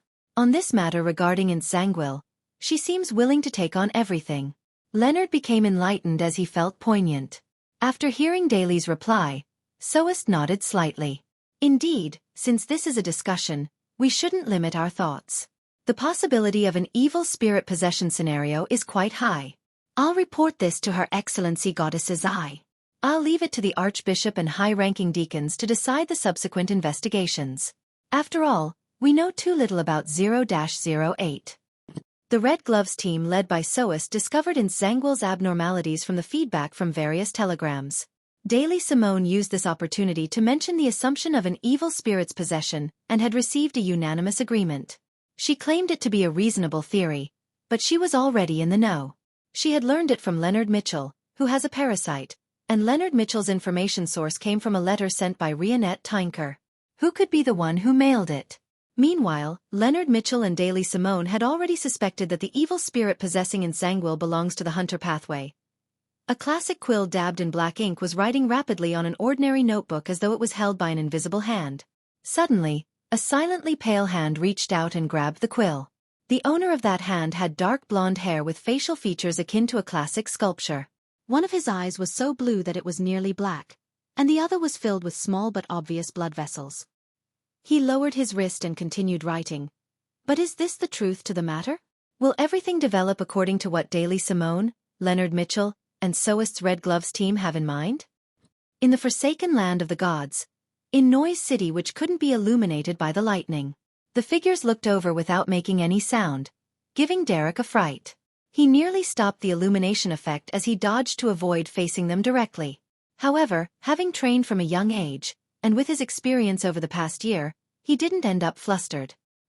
He didn't rush to end it as he forcefully held back his horror and waited for the chief to give the next order. Two dark green, complicated symbols appeared in Colin Iliad's eyes. He took in the streets that were blanketed with faint mist and the seemingly normal figures which didn't take any action. Suddenly, he grunted and genuflected, his hands grabbing the two swords that were stabbed in the ground. At the back of his neck, his bluish-black skin swelled a little as indescribable and complicated mysterious symbols appeared. They were half illusory and half real as they crept to either higher or lower levels. At the same time, Shepherd Lovia let out a painful grunt as she raised her hands and held her head, vomiting some blobs of squirming flesh and blood. Her palms and her body seemed to have silver armor strangely appear, overlapping on top of her. "Stop." Demon Hunter Colin muttered softly 1 second later. Derek hurriedly ended the illumination and allowed the thin mist to cloak the figures, allowing the dead silence to once again blanket the ancient Noise City. Everything quickly returned to its former form as Colin Iliad slowly got up. He cast his heavy gaze at the tower, cathedral, and other buildings that could barely be made out through the thin mist. "It's a bit different from my last expedition. I'm not sure why there are such changes either." Demon Hunter Colin retracted his gaze as he surveyed the team members. "Do you have any ideas or thoughts?" Shepherd Lovia had already crouched down to pick up the blobs of flesh and blood that had fallen to the ground. However, she wasn't in a rush to stuff them into her mouth, to munch on them before swallowing. She offered, "We can change directions and explore Noise City's other entrances. Perhaps we might discover something." She had been maintaining her silence and kept the attitude of a spectator the entire journey. This was the first time she was voicing out her thoughts and giving her point of view. Chapter 939. Bait. Colin Iliad glanced at Lovia without giving a direct response. After he pulled out the two swords in the ground, he nodded and said, "Okay." The group of 5 circled around Noise City's perimeter, making a few attempts to enter, but they were frightened away by the seemingly normal but silent city's carrying out of its daily routine. They didn't dare to venture in. With the frequency of the lightning reducing, and how darkness was slowly beginning to rule the world, Colin took a deep look at Noise City for a few seconds and said, "We will first set up a small camp. We will continue when it's daytime." The so-called daytime meant when the frequency of lightning was relatively higher, keeping the moments of darkness to a minimum. The expedition team members didn't object to it. Soon, they set up a simple camp by the riverside amidst a series of rocks. At the extreme end of the camp, there was a huge boulder providing them with shelter, so there weren't any worries about rain. A bonfire was burning with all kinds of strange creature carcasses piled to the side. From time to time, they would be thrown in as timber. Colin, Lovia, and company sat around the fire, eating the rations they had brought and the monster corpses that had been proven to not cause serious harm. As the fat sizzled from the roasting, Chief Colin Iliad from the 6-member council looked at Derek Berg and said, "We shall inspect the camp first. We'll switch when they're done with their meals." If this were any other time, Derek wouldn't have thought otherwise. But now, the first thought that came to mind was, The chief wishes to speak to me in private. All right. Derek stuffed the remaining piece of meat into his mouth and lifted the thunder god's roar at his side. The piece of meat was clearly already ready, but it still presented a ghastly green color. After coming to the dark edge of the camp, Demon Hunter Colin said in a deep voice, his tone unchanging, "Noise City is more sinister and dangerous than I expected. I'm wondering if you have any views on what we should do next? I know nothing about this place. I'm also lacking in experience. Why is Chief asking for my views?" Derek was instantly taken aback, wishing to raise his left hand to scratch the back of his head. He then recalled the few times he had spoken with the chief while they were in the City of Silver. He recalled Mr. Hanged Man's analysis of the hidden context in their conversations as he suddenly realized something. Chief is giving me a hint. He's trying to tell me that Noise City is more sinister and dangerous than he expected. The difficulty of hunting a shapeshifter far exceeds his expectations. He's wondering if there's a possibility of changing the target? He wishes for me to pray to Mr. Fool and receive a revelation so as to get his views? Mr. World really is a wise person. Along the way, he had already told me of a method to hunt the Bizarro Bane in a relatively easy manner. It's by getting its blood. With the present situation, it seems like his plan is feasible. As his thoughts raced, Derek replied earnestly, "Yes, Your Excellency. I have some suggestions." Colin Iliad silently heaved a sigh of relief, holding back the more direct speech he had prepared as he nodded gently. "Go ahead. Since Noise City has changed, it will be very risky for us to enter. Perhaps we can consider luring the shapeshifter out." Derek didn't directly regurgitate the World Gehrman Sparrow's method, but he did make some modifications based on the present situation. Colin didn't directly reject it, and said rather seriously, "Then how should we lure the shapeshifter?" Derek didn't hesitate to say, "I have an item that is extremely enticing to shapeshifters.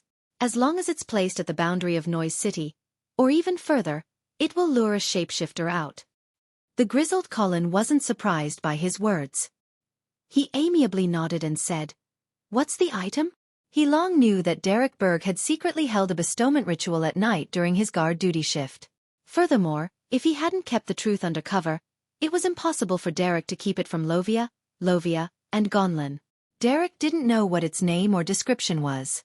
He immediately took out an iron-black box which was completely different from the City of Silver style before removing the wall of spirituality.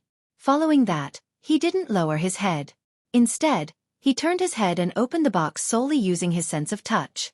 Inside the box was a palm-sized human-shaped object. A cursory glance allowed one to see the transparent liquid filling the inside. From time to time, it bubbled, emanating a black glow.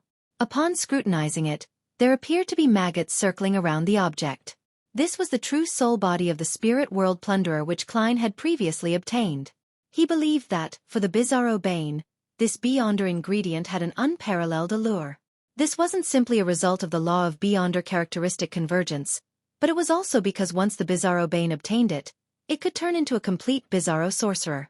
It would break through all kinds of limitations and receive a fundamental improvement in its life's natural order, truly becoming a demigod. Therefore, to make the hunting of the Bizarro Bane simpler and clearer, without wasting any time, Klein took the risk of losing the true soul body of the spirit world plunderer by lending it to Little Sunday. Colin Iliad looked at it carefully for a few seconds before retracting his gaze. "It's likely to be effective. Close the box and stop adding a wall of spirituality to it. Just bring it around with you. Let's see if they will be attracted to our camp." "They?" Derek subconsciously asked. Colin, with a few old scars on his face, revealed a smile. "Do you think there's only one shapeshifter in Noise City? If this item's level was lacking, I would even be worried that it might attract more terrifying monsters." Derek wore a look of shame as he scratched the back of his head. Following the chief's instructions, he closed the iron-black square box's lid, stuffing it into a concealed pocket in his clothes. In the patrol that followed, he kept a high level of vigilance, but no shapeshifter attacked. After a while, Lovia, Legere, and Gonlin took over their mission as Derek sat back beside the warm fire. At that moment, he heard cawing as 7 to 8 red-eyed ravens flew over and spiraled in midair. This brought about an indescribable sense of horror. Colin Iliad drew his sword and looked up. Suddenly, his heart stirred as he quickly cast his gaze to Derek Berg. On both sides of the bonfire, two brownish yellow-haired youths who had childlike looks and were nearly one. 9 meters tall were staring at each blankly. Colin's eyes narrowed as he immediately shouted, "Illuminate!" One of the youths was taken aback. After a moment of enlightenment, pure, warm sunlight was emitted from his body. With a whoosh, an incomplete shadow swept past as Colin's sword sliced through the fake Derek. It was a shadow, a blurry, transparent shadow. At the same time, a red-eyed raven fell from the sky. Its body swelled up, turning into a pitch-black shadow. Above this shadow shimmered a transparent, ghostly blue single eye. Around the eye were similar eyes but smaller. Shapeshifter. A shapeshifter that could disguise itself as ravens. Just as this pitch-black shadow landed, Derek's mind turned numb as he could hardly move, as though he was being petrified. All he could do was watch the enemy pounce at him. Pa! The shapeshifter slammed into an invisible wall and failed to take a further step. Beside the bonfire, Colin Iliad stabbed the sword in his hand into the ground and drew the other sword on his back. The surrounding area lit up, and like the legendary dawn, it descended upon this abandoned land. Infinite beams of light reminiscent of dawn erupted, turning into an illusory ocean. It devoured the pitch-black shadows along with all the ravens from the bottom up. At the entrance of the camp, an illusory knight in silver armor, standing more than 5 meters tall, appeared behind Shepherd Lovia. The knight's eyes burned with dark red flames as they instantly locked onto a spot. He suddenly opened up his stride and appeared hundreds of meters away in a flash. Beams of sharp silver light shot out, dicing all the objects around into tiny, neat pieces, including all the different monsters hiding there. It included the shapeshifter that had used some ability to escape the demon hunter's lethal strike. The monster hadn't died as it switched its true body once again, but the pure bright light of dawn descended once again, completely drowning a huge area. After the light of dawn turned faint, Colin Iliad in his brown coat appeared with 2 swords in hand. He calmly watched as points of light gathered above the ground which was covered with cracks. Black-red blood which had mostly evaporated was slowly dispersed. Success! As Derek reeled in delight, he hurriedly sealed the black square box with a wall of spirituality. Colin immediately stabbed the 2 swords into the ground, took out 3 metal bottles that had been emptied of their potions, and filled them with the blood on the ground. While waiting for the ingredient to take form, he said to Lovia and company with his usual expression, "I have a use for the ingredients left by the shapeshifter. I wish to directly make an exchange for them." In the City of Silver, there were typically 2 ways to handle the spoils from such expeditions. First, it was to bring it back and give it to the city and exchange it for the corresponding contribution points. The distribution depended on the amount of effort put in during the expedition. Second, if it wasn't something especially important, and if it had caught the fancy of a member of the expedition, they could directly make an exchange for it with equivalent items or contribution points. "I have no objections," Leger and Gonlin answered in unison.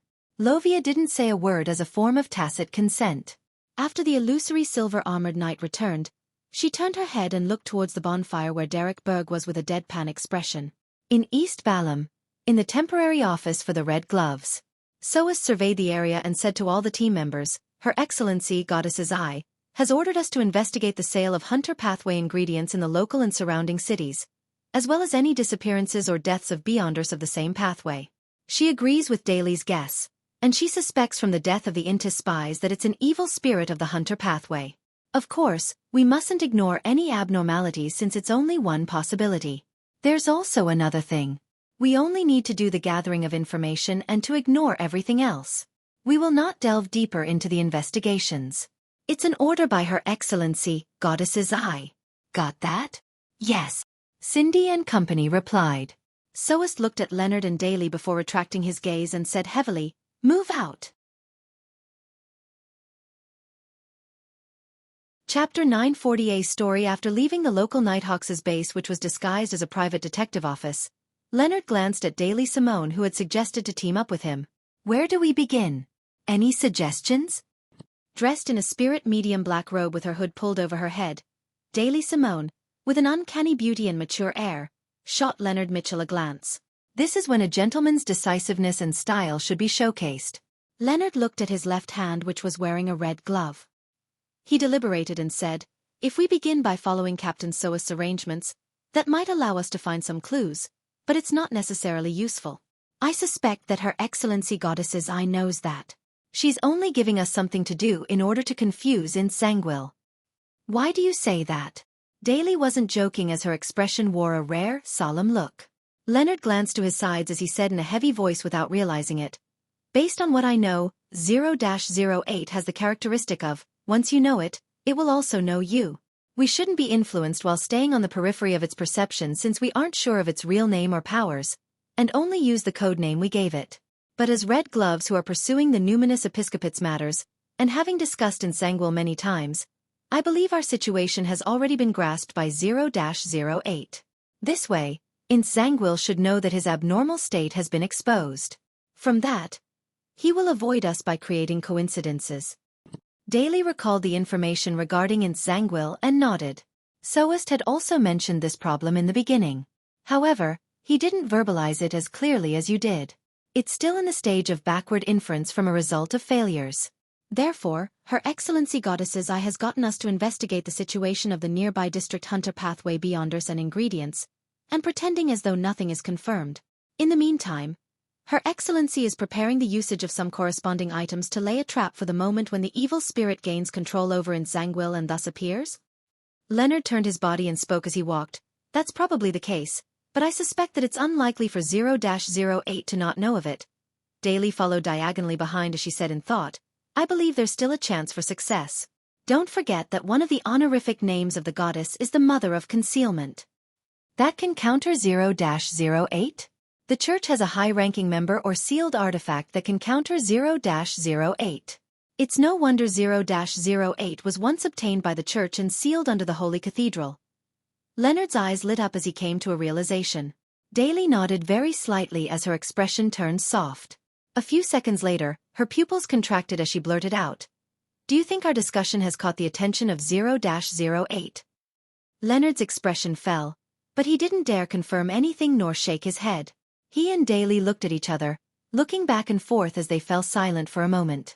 In a particular room, a slightly pale hand flipped a notebook to its very first page, then it flipped one page after another.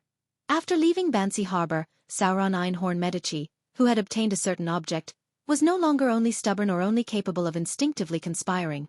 After repeated struggles and resisting, Sanguil and he had obtained a truce and had even decided on having a limited cooperative effort so as to achieve each other's goals. To an evil spirit of the Red Priest pathway, such a promise cannot be guaranteed to be effective, but Sanguil no longer had any other choice. From his point of view, this series of matters had many coincidences, but fundamentally, this was inevitable. At the very least, Sauron Einhorn Medici was many times better at creating stories than him. After confirming the destination to be the southern continent's East Balam, Sanguil boarded a ship to the Berserk Sea. Every time, he would enter the Intis colonial islands, irrationally provoking the official Beyonders and hunting Beyonders from the hunter pathway. Then, before danger arrived, he would quickly regain lucidity, cover his tracks, and flee far away. This might seem like a coincidence, but the problem is when it's the same coincidence every time. Is it too much of a coincidence? From the perspective of logic and reason, too many coincidences imply that certain elements or rules were secretly in existence. The reason why Ince was able to do that was because he had written the words above. Using the quill of Alzahad, he naturally allowed himself to switch between the two states of being possessed by an evil spirit and self-autonomy. What a scheming fellow. This wasn't only directed at Sanguil, but also at Sauron Einhorn Medici. They were clearly already coexisting in peace, but they acted out to be in conflict as though they were relying on an external force to achieve some semblance of balance. Sanguil's purchase of additional Bard and Warrior Pathway Beyonder ingredients was very reasonable. This was because he was hiding the clues that the evil spirit was using him to seek out various items of the hunter pathway, and to prevent others from realizing that all of this was under his tacit agreement, disguising it as his attempts to resist. In addition, the Bard and Warrior pathways had the ability to resist the dead and exorcise evil spirits. As long as a clever person were to think it over carefully, they would undoubtedly notice this and verify that Sanguil was being possessed. After numerous provocations, the Iron and Blood Cross Order's Tony Down finally locked onto Sanguil and began pursuing him. During this process, this war bishop, who had made his goal to become a conqueror, showed off his powers without any restraint. When a storm happened to stop his pursuit, he appeared on a ship filled with ordinary people in an eye-catching manner before pulling out the fellow disguised as Sanguil. This was a little coincidental, but it was nothing surprising. This was because the Iron and Blood Cross Order's belief is for the supernatural to be known to all, and to be placed above all ordinary people. And Tony Down's unbridled arrogance often used his own strength to shatter the doubts of others and had extremely great confidence. Therefore, the way he acted was without a problem. Likewise, he was overly confident, causing him to neglect the possibility that Nsangwil was also on the ship. This didn't match his intuition as a hunter, but in this world, anyone could make mistakes.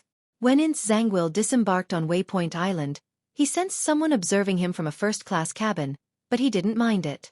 This was exactly the effect he wanted. It was the best development if someone among the passengers happened to know him. Yes, happened to. It was neither too early or too late. Before Soist's Red Gloves took action, Nsangwil met with Hand of White Palenque Tesiblius of the Numinous Episcopate's Artificial Death faction. Hoping to obtain their help in exorcising the evil spirit, traces of words scribbled away. The development of things became a little odd. Before having a sufficient amount of clues, Leonard Mitchell and Daly Simone of the Soist's Red Gloves team seemed to come to a conclusion. It apparently came from a letter sent by Rionette Tynker. Where did the problem lie? Nsangwil was rather puzzled by this. From his point of view, unless one could directly capture Palenque Tesiblius or other key personnel of the Numinous Episcopate, no one could come up with such a conclusion so quickly. This made his preparations a little hasty, but thankfully, this was an outcome he wanted. The Red Gloves team led by Soist discovered Nsangwil's abnormalities from the feedback from various telegrams. Daly Simone used this opportunity to mention the assumption of an evil spirit's possession and had received a unanimous agreement. She claimed it to be a reasonable theory, but she was already in the know. She had learned it from Leonard Mitchell, who has a parasite, and Leonard Mitchell's information source came from a letter sent by Rionette Tynker. Who could be the one who mailed it? Meanwhile, Leonard Mitchell and Daly Simone had already suspected that the evil spirit possessing Nsangwil belongs to the Hunter pathway. But is this the truth to the matter? Will everything develop according to what Daly Simone, Leonard Mitchell, and Soist's Red Gloves team have in mind? After the discussion with that person in the Cathedral of Serenity, the Cathedral of Serenity's high-ranking deacon, Ilya, believed Daly's theory and decided to use a Grade 1 Hunter pathway sealed artifact as bait, so as to allow Nsangwil to fall into a trap while the evil spirit was possessing him. To conceal this goal, she got Soist's Red Gloves team to continue investigating the relevant clues. Unfortunately, their premise was wrong. Although Nsangwil was possessed by an evil spirit, his actions had never been affected. All he had done before was an act. It was done in accordance with Sauron Einhorn Medici's suggestions, with the aim to confuse the Church of Evernight and to make Ilya blindly attack.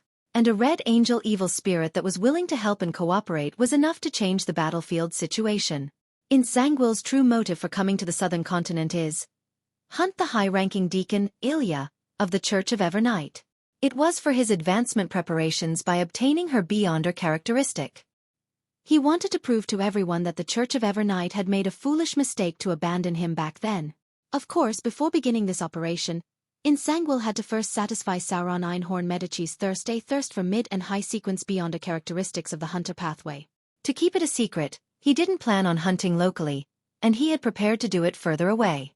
When the evil spirit's undying nature, Red Angel's level, and the uniqueness of a gatekeeper combined, Nsangwil possessed the relatively high sequence ability of spirit world traversal of the death pathway. He was able to head to remote areas and return in short periods of time. He had deliberately kept this under wraps before. After satisfying Sauron Einhorn Medici, Nsangwil decided to first kill Daly Simone and Leonard Mitchell and pretend to vaguely sense the Church of Evernight's trap. He would forcefully counterattack, only to lose his rationality and head for the trap. He didn't plan on leaving any unstable elements. All Avengers that survived Tingen had to die. The notebook flipped to an empty spot as a pale white hand grabbed a quill and added the words. Today, everything will go smoothly. West Balam, Northern State, Kukawa City. You aren't done with your investigations? Anderson asked in boredom as he walked beside Danitz. Soon. Danitz replied as he found it a little difficult to focus. Do you have something to do? At this moment, Anderson took out a map and a stack of information. He said with a chuckle, I've already figured out the rough location of an ancient mausoleum. Based on the traditions of East and West Balam, there's definitely plenty of treasure in it. Here, death doesn't mean an end but a new beginning. That's why they have tons of burial items. Danitz was taken aback as he asked in surprise, I thought you aren't proficient in Dutanese. How did he gather the information? Anderson chuckled and raised his black-gloved left palm. He spread his fingers and said, "I don't, but I can temporarily steal their language until I finish finding the information." "I knew a fellow like you will have some tricks up his sleeves," Danet said with gritted teeth as he pointed to the main street beside the square. "Goodbye." Anderson didn't stop him as he smilingly watched him walk away with large strides. At this moment, the two simultaneously noticed a figure walking over. The figure held a classic quill and wore a black clergyman's robe. He had dark blonde hair with facial features akin to a classic sculpture. One of his eyes was so blue that it was nearly black, and the other was filled with small but obvious blood vessels. He was approaching Anderson and Danetz. Anderson didn't know the middle-aged man, but his body couldn't help but tremble as though he was facing his nemesis. Warning signs of danger flashed in his mind as his pupils rapidly dilated. Suddenly, he heard a warm voice by his ears. "Don't be nervous." "Who?" Anderson blankly turned his head and saw a figure strangely appear beside him despite there not being anyone there in the first place. This figure had apparently been there all this time, but he had always been ignored. He wore a strangely simple white robe. He had a pale gold beard that covered half his face. His light-colored eyes were clear like a child's. He had a genial and reserved look. Looking at the quill in Zangwill's hand, this middle-aged man who was dressed like an ordinary priest half closed his eyes, raised his right hand, and gestured 4 points before him. Hanging there was a silver cross.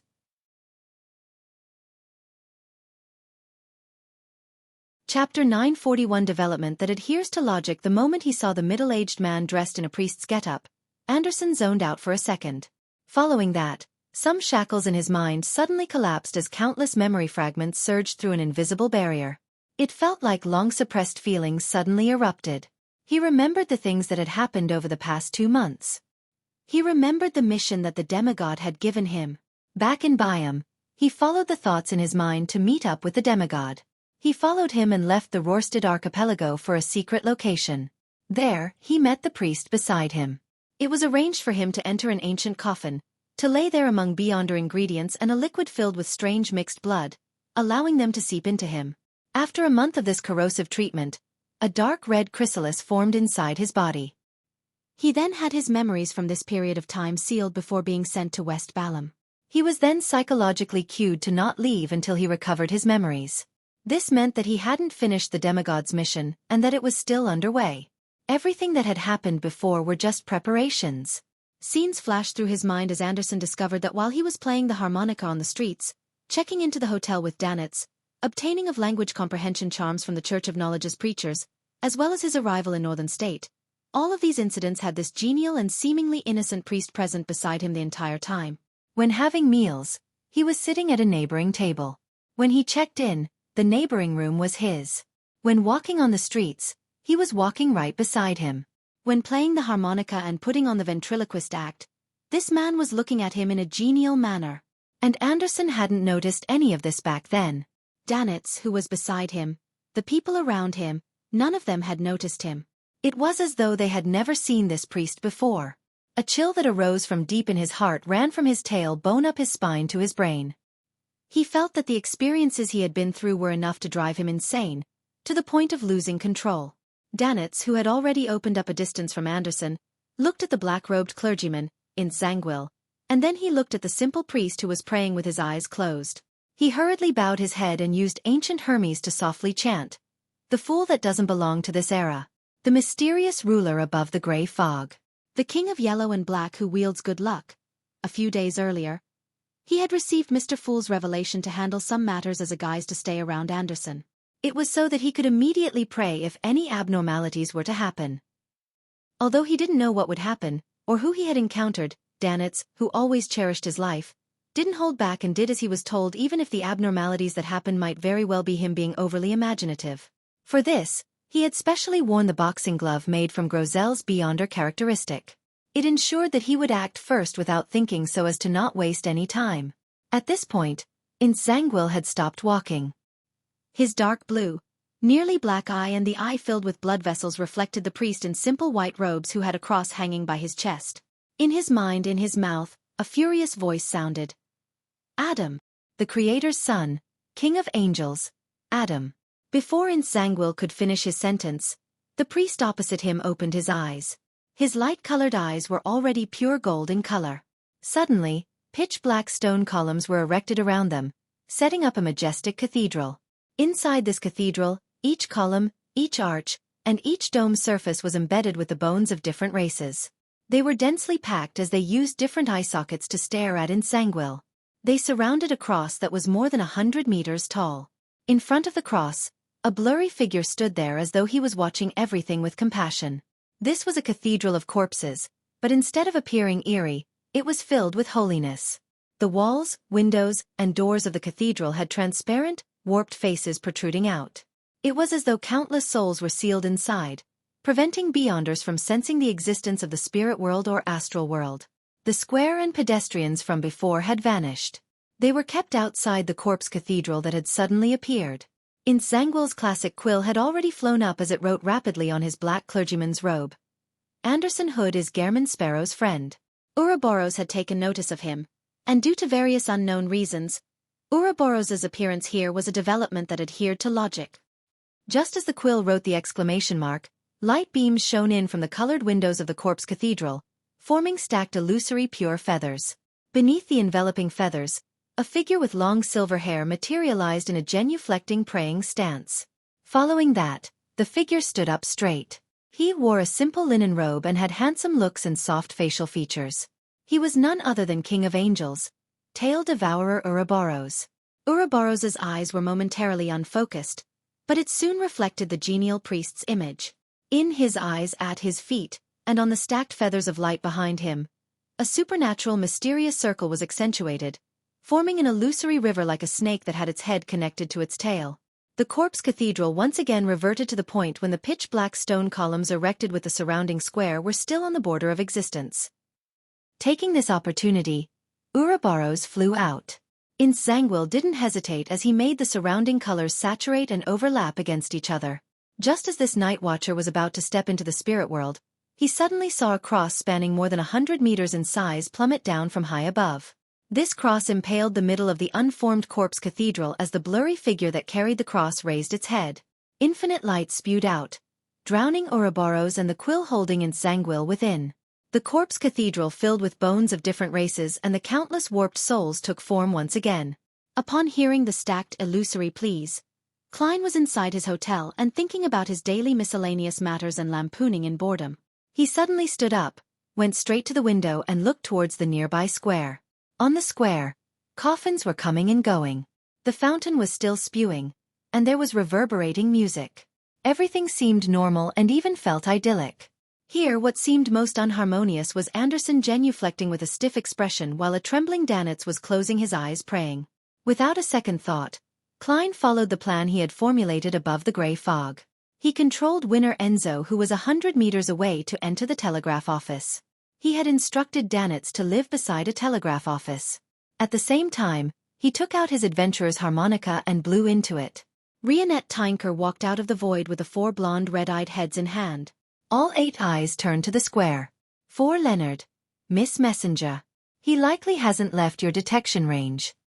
Klein took out a letter he had already prepared and a gold coin before handing it to Miss Messenger. What he said and did was akin to a marionette.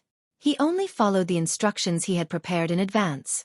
If he couldn't help think of something else, he would immediately use cogitation to divert his attention. This was the method he figured out from Willa Septon on how to deal with 0-08.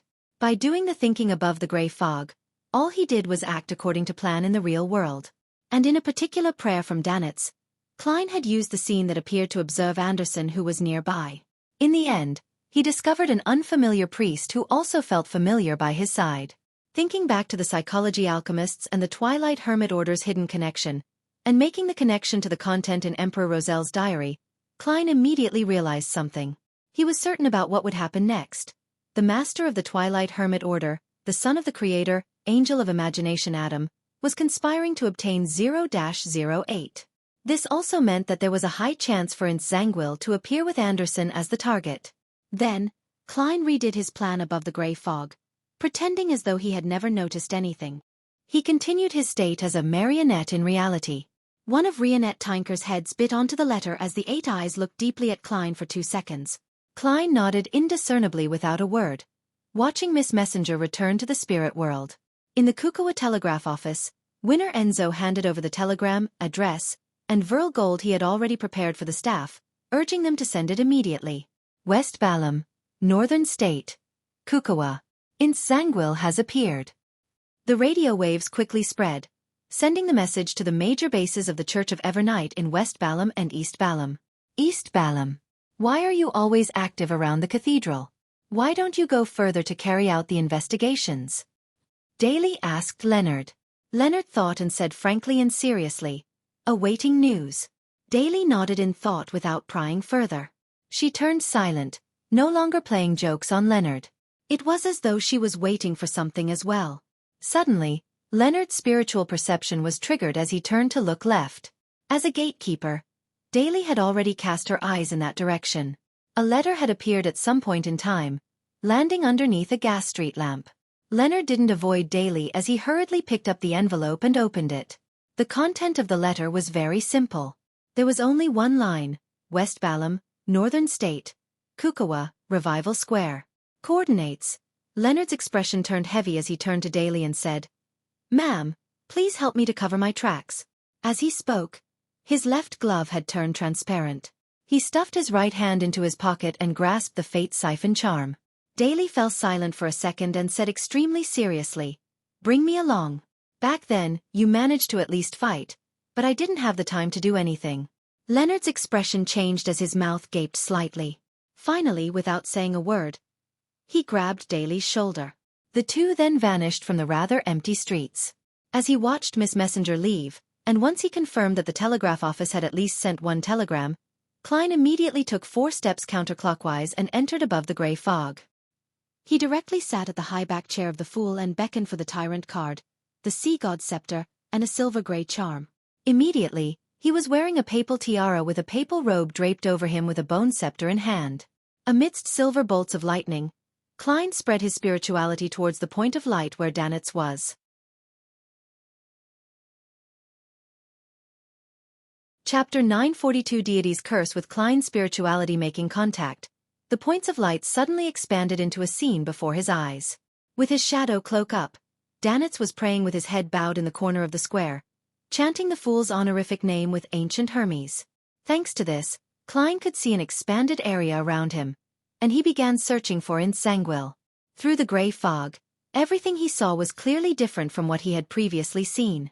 In the middle of the square, a pitch-black corpse-embedded cathedral had appeared at some point in time. It was dark inside, but there wasn't any signs of activity inside. Using this opportunity, Klein replied Danitz's prayer. "Leave the area. Find a hidden spot to hide in." As he spoke slowly, dressed in the papal tiara and dark robes, Klein raised his left hand and made the blue gems at the tip of the bone scepter light up. Sharp, jarring sounds immediately resounded in Revival Square in the real world as a sudden gale swept the area.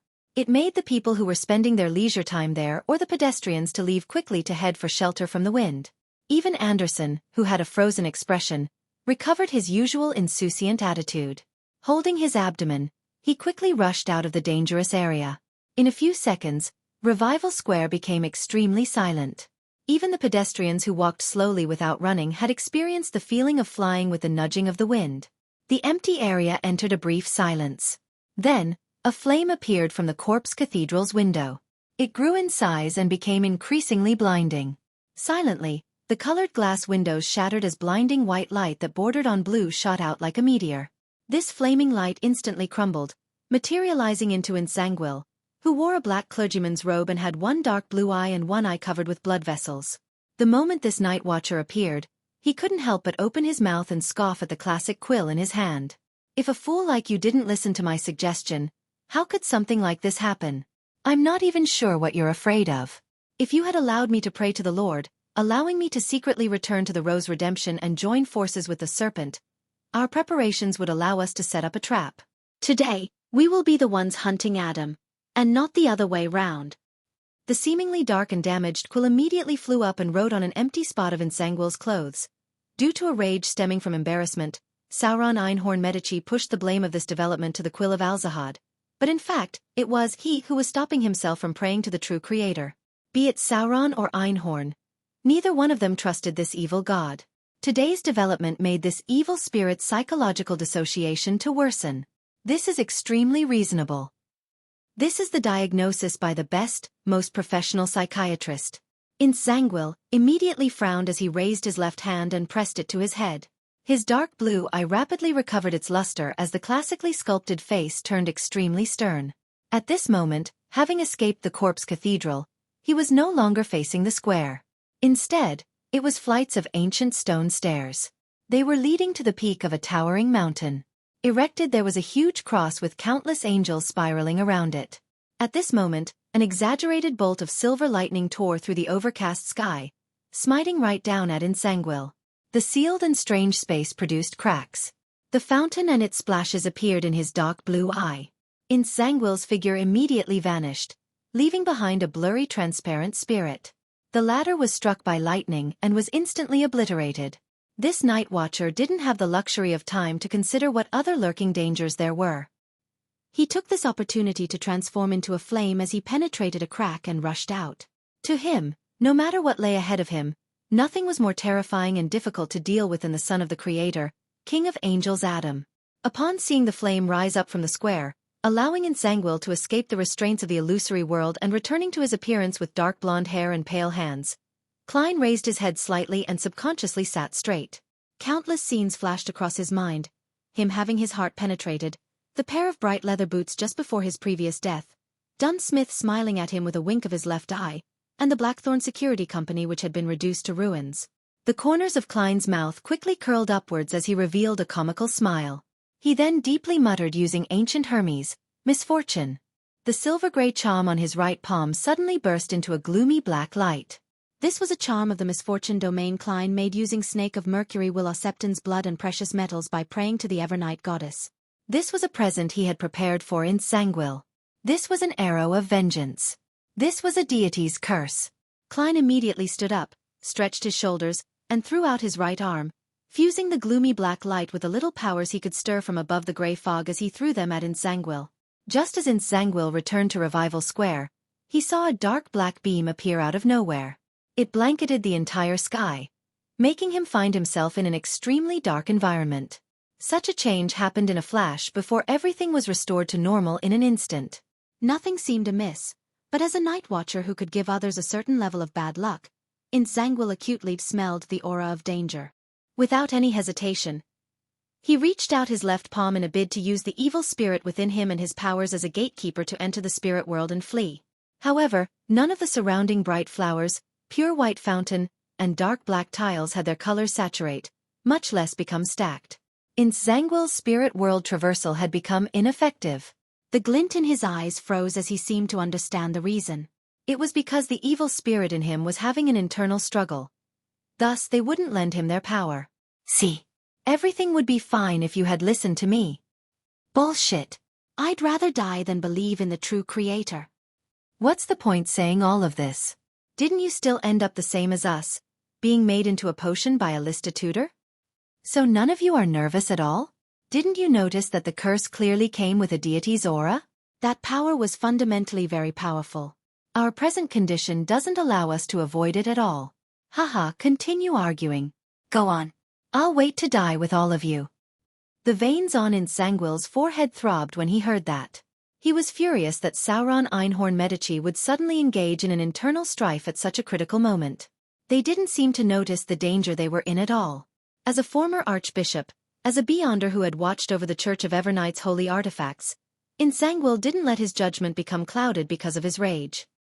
He instinctively believed that the gloomy black beam had something to do with the Evernight goddess's authority over misfortune. He believed that Sauron Einhorn Medici's sudden fallout was clearly a result of this influence.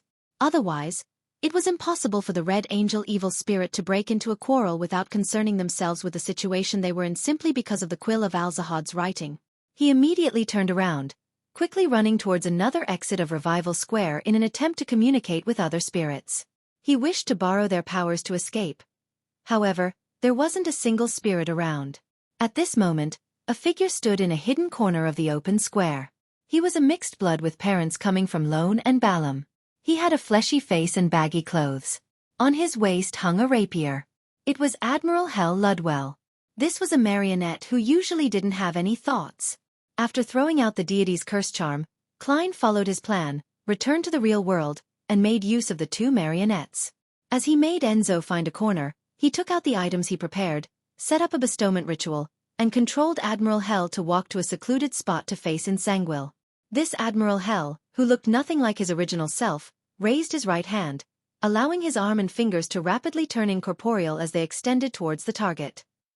This was a power he used by borrowing the underworld creature within him to extract the spirit bodies of others remotely. Ludwell's palm quickly turned pale white, and above Insanguil, a figure floated up uncontrollably. However, Insanguil was once a gatekeeper. An illusory bronze door filled with mystery immediately took form in his eyes as it quickly pulled back his escaping spirit body. With his level and strength, this was unlikely to succeed so successfully, but for some reason, he repeatedly made mistakes and nearly allowed Admiral Hell to succeed. For a brief moment, all he could manage to do was a seesaw-like struggle.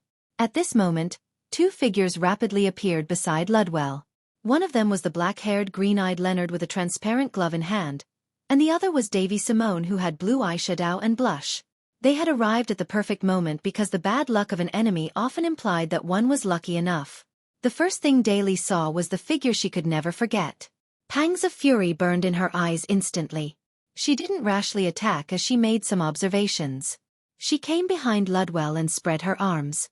A bronze door filled with countless strange patterns immediately descended and creaked open a gap. This was a door that led to the underworld. It was a door filled with allure to all undead creatures. An indescribable and terrifying suction force came out of it as the figure above Insanguil's body completely separated from him. It was a translucent man wearing blood-stained black armor. He was young and handsome with red hair. His face had terrifying signs of decay, and at his glabella was a flag-like mark. This young man wasn't too surprised about being separated from Insanguil. Instead, he sneered. "We sure are unlucky today. We have already died together once, so is there a need to do so another time? Especially when we're being controlled by such a weakling." A bloody gap appeared on his upper left cheek as it opened and closed. "All right, let's clear out the surrounding trash." Before the sentence was finished, the man in blood-stained black armor reached out his palm and drew out an illusory sword with dark red rust stains from his body. A terrifying suppressive force easily allowed the evil spirit to free itself from Ludwell's and Daly Simone's extraction. It swooped down in an attempt to return to Insanguil's body. At this moment, a hoarse voice sounding as though it held sandcloth in it. Admiral Hell Ludwell had chanted in ancient Hermes, "Fate."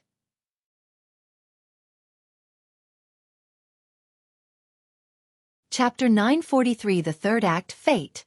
In the awkward-sounding voice, the spots where Admiral Hell Ludwell and Nightwatcher Insanguil stood turned dark as if they were covered by two black clouds.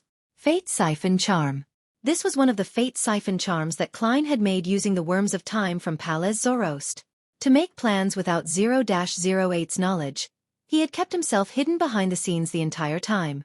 Not only had he lent creeping hunger to Leonard Mitchell, he had also given the Fate Siphon charm to his marionette. Hence, the one who was possessed by the evil spirit had gone from Insanguil to Ludwell. Admiral Hell instantly had Sauron Einhorn Medici's blood-stained, black-armored body plunge into him as his eyes became filled with minute blood vessels. Inside the hotel, Klein calmly controlled the marionette without showing any wavering or hesitation due to the impact the evil spirit had. Ludwell reached out to tear his clothes and raised the soul-soothing mask to cover his face. At the same time, having heard the Red Angel's words, and witnessing his actual condition, Daly Simone, who had suffered immense pressure, seemed to realize something. Not only did she not close the door to the underworld, she even gritted her teeth and used all her might to widen the gap. Bloody, skinless arms, slimy tentacles with teeth, and bluish-black vines with baby faces began emerging from the door to the underworld as they grabbed at Ludwell. This freed up Admiral Hell, who had planned on completing this step alone. Taking advantage of the opportunity that the underworld within his body hadn't yet been destroyed by Sauron Einhorn Medici, with the only negative effects on his body being decaying, he hurriedly turned around and dashed towards the mysterious, illusory bronze door. He was then grabbed on his body and legs by the arms, tentacles, vines, and spirits behind the door. With his running working hand in hand with the scalp-tingling tugs, he instantly leaped through the widened door gap and entered the underworld. Upon seeing this, Daly immediately pulled back her palm and stopped maintaining the mysterious patterned bronze door. Thud. The indescribable illusory door closed heavily. Admiral Hel Ludwell, along with Sauron Einhorn Medici, were kept out of the real world with the underworld creatures. This was a key step to Klein's plan. It was to forcibly separate the Red Angel evil spirit from Insangwil. Although he believed that the Red Angel evil spirit was the reason for Insangwil's instability, he wasn't willing to face an additional evil spirit formed after the deaths of one king of angels and two sequence 1 angels when taking revenge on a demigod. No one could predict what actions a conspirer would take under such circumstances.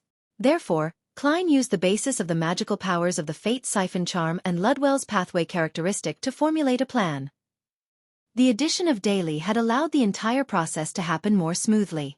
There wasn't any room for being interrupted as they successfully pulled the Red Angel evil spirit into the underworld. This way, even if the evil spirit was able to possess Admiral Hel's body and travel back to the real world via spirit world traversal, it would be far into the future. After all, to leave the underworld required them to find an exit, and with the Evernight goddess wielding control over artificial death, she had a certain level of authority in the underworld. She was definitely not letting the Red Angel evil spirit leave so easily. Sacrificing a marionette, a high-level charm, and 2 mystical items in exchange for removing the Red Angel evil spirit from the battlefield was heart-wrenching for Klein, but it was definitely worth it.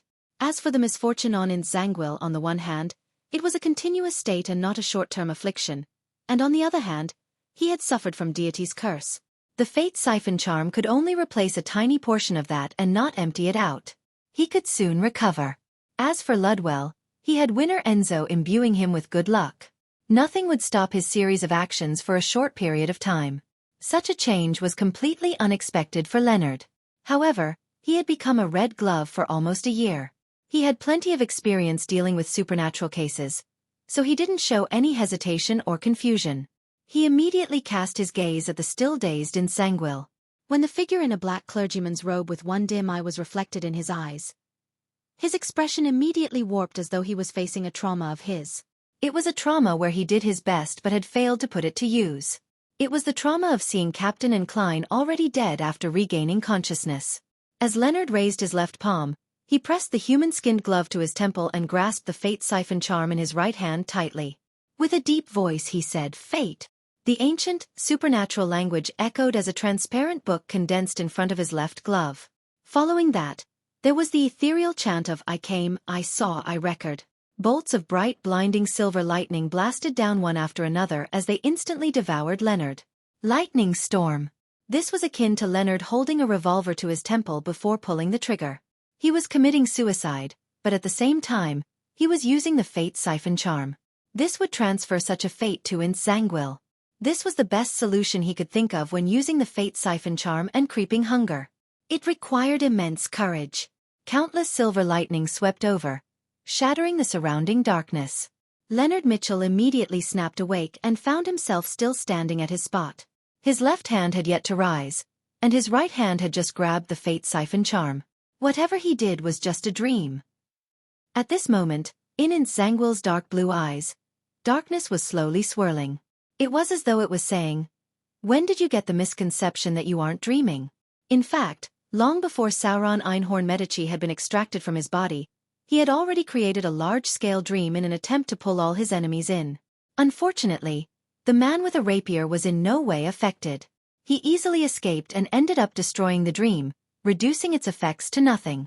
As the ability to detect danger which was gained from one's spiritual perception feedback was that obvious, and with the possibility of the conflict between the 2 kings of angels behind him spilling over at any moment, Insangwil didn't hesitate to create a large-scale slumber effect while pulling Daly Simone and Leonard Mitchell into a dream.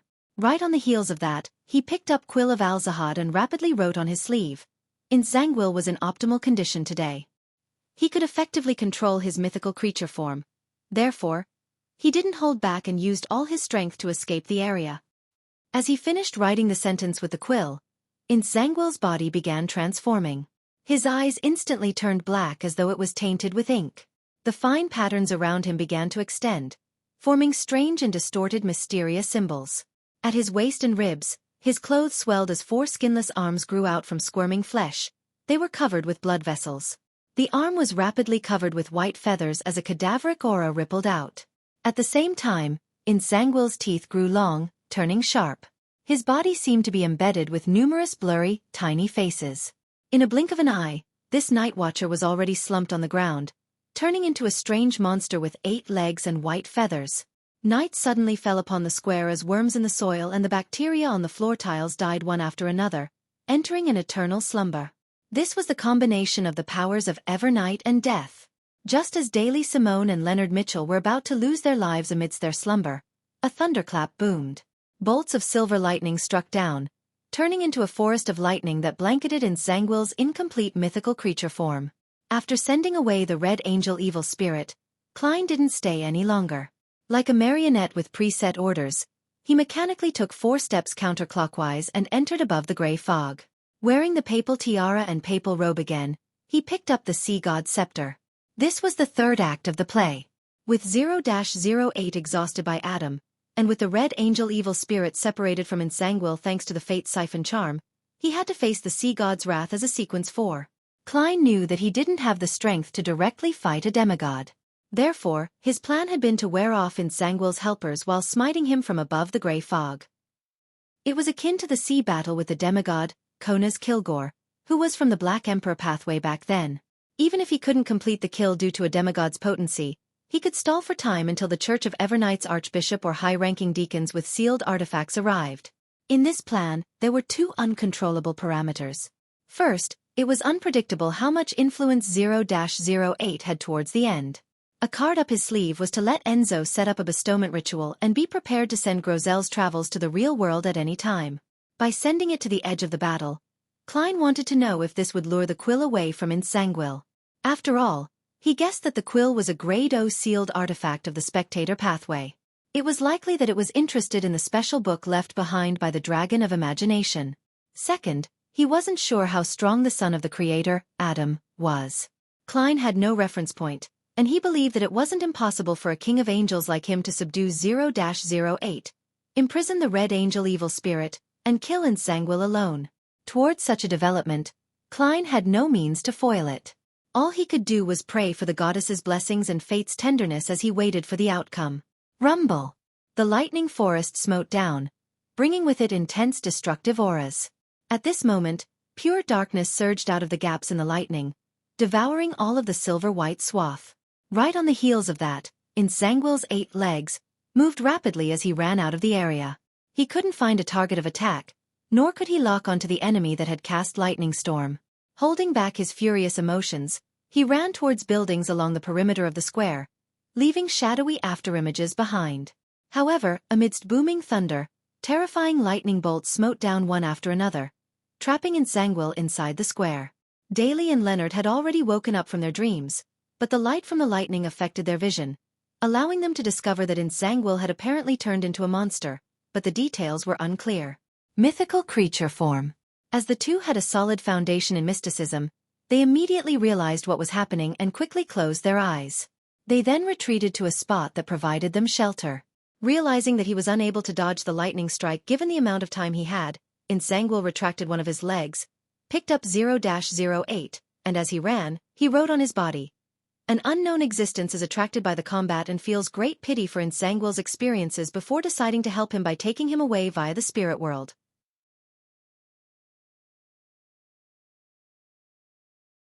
Chapter 944, the 4th act on the heavily scuffed and damaged Revival Square. The environment turned dark as a gloominess and eeriness filled it in a seemingly corporeal manner. Even the blinding silver lightning wasn't able to dispel this feeling. Daly Simone acutely sensed that an unknown creature was crossing the spirit world and approaching. An ominous feeling rose up in her as though she could already see Nsangwil using such an accident to easily escape, never to be found. She felt ice-cold in a manner that couldn't be resisted, just like when she first became a Beyonder. Back then, due to a particular accident, as a 19-year-old, she had lost her family and ended up drinking a potion by mistake. She ended up becoming a corpse collector and was placed into a Nighthawks team. The influence of the potion and the wounds from losing her family had made her enjoy gloominess and coldness. She couldn't help but approach corpses, often loitering in cemeteries and sleeping there. This made her appear odd, with people instinctively avoiding her. This not only dropped her body temperature, but it also slowly froze her heart and soul as they turned ice cold. She was afraid of this feeling. She still hoped to live as a person. Hence, she instinctively used how men coveted her for her looks and body to gain a boyfriend. She wanted to use the warmth of a body to stop her soul from turning cold. In this decadent and surreal life, she met that man. A man who always warmly listened to her. He was a man who always stayed by her side and provided her help. He was a man who became embarrassed when faced with jokes involving the two sexes.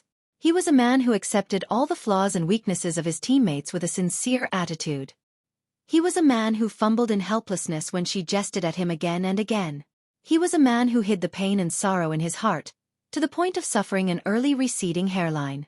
He was a man who was the first to step forward when encountering danger, putting himself in between the danger and his teammates. She changed. She began putting on makeup that made her appear older. She stopped mixing with other men but kept her jokes to deliberately express that she hadn't changed in an obvious manner. However, she still didn't make it in time. She didn't manage to witness the man master the acting method, digest potions, and advance to sequence 6. She didn't manage to see him reach out his hand to invite her to an opening dance or be able to participate in his final battle. She didn't manage to tell him her feelings in time. I was wrong. I failed to do anything in time. Today, I'm not having it repeat again.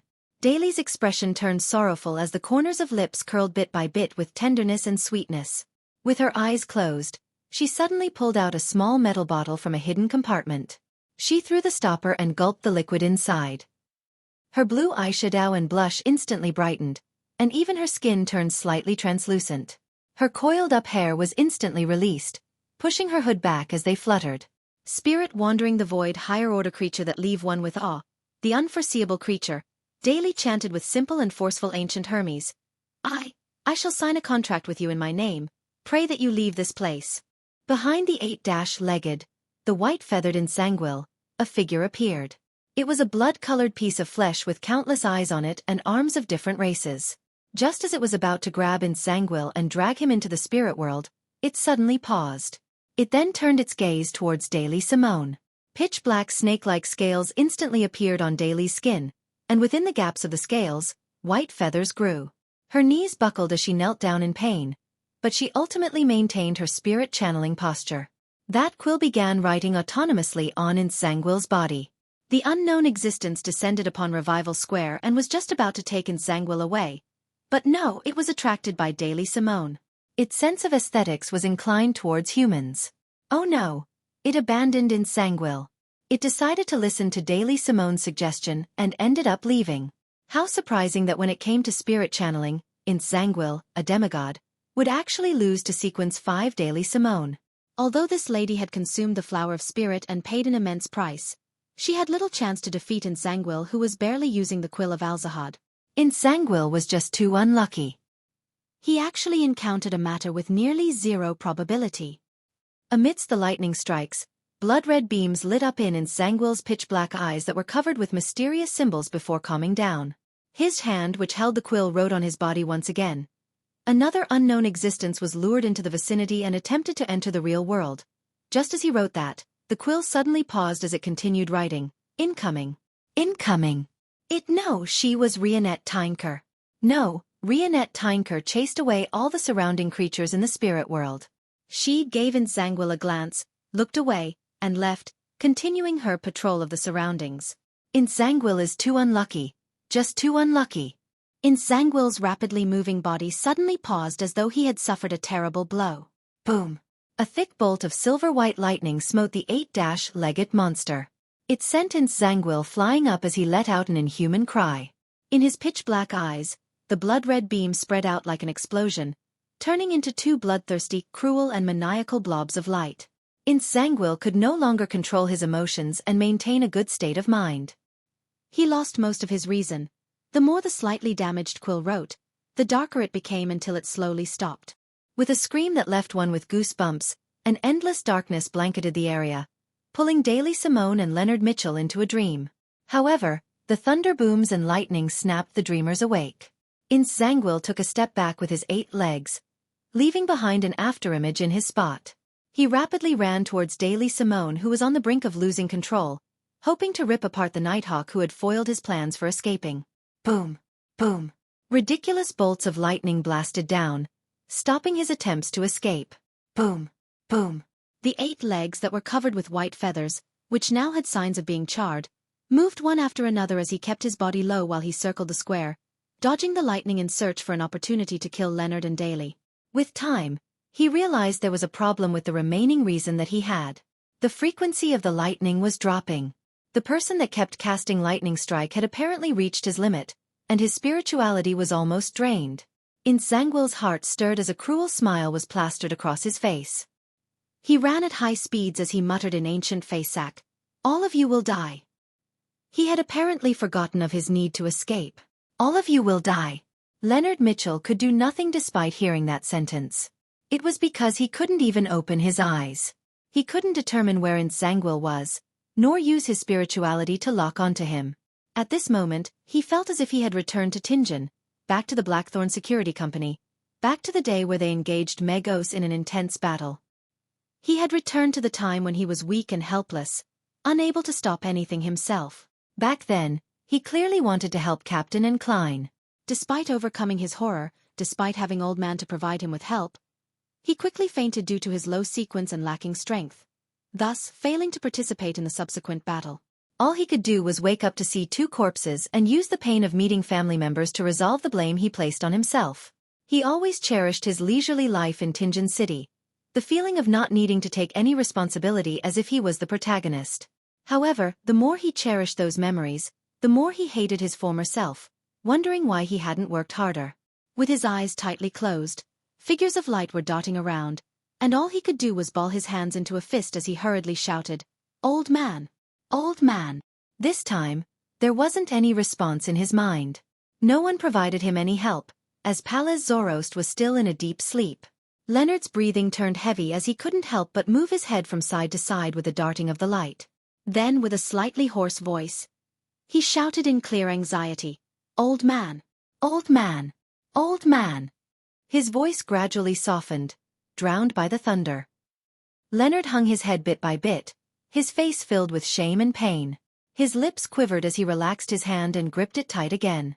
His entire body froze for several seconds. Suddenly, he wore a firm expression. With a grimace, he opened his mouth and chanted softly in ancient Hermes, "The fool that doesn't belong to this era. The mysterious ruler above the gray fog. The king of yellow and black who wields good luck." Just as he said the prayers, he magically saw a scene in his mind. Zangwill, who had seemingly turned into a spider or some deformed featherwolf, was running frantically and dodging the lightning strikes. From time to time, he attempted to attack him and Daly Simone. And unlike normally, Zangwill's figure appeared rather blurry in this scene. It was almost completely represented by red light, and it could only be used to determine his location. Leonard was first taken aback as he immediately laughed. Teardrops flowed down as he laughed. Without any hesitation, he raised his left palm, pressed the glove to his temple, and then tightly gripped the Fate Siphon charm with his right hand. Fate! The incomprehensible, mysterious word in ancient Hermes resounded as a transparent book appeared in front of Leonard. It flipped to a page amidst the ethereal chanting of, "I came, I saw, I record," as he locked onto the 8-legged monster with white feathers growing all over him. Silver bolts of lightning blasted as Leonard Mitchell threw out the charm with a hideous expression, shouting, "Die! Zangwill!" He had waited to say this for a very, very long time. He had played this scene in his head so many times.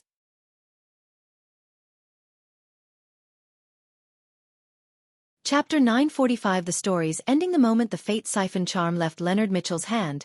It vanished into midair, its whereabouts unknown. It cloaked the spots where he and Zangwill stood in darkness. Even the burgeoning silver storm was unable to illuminate it.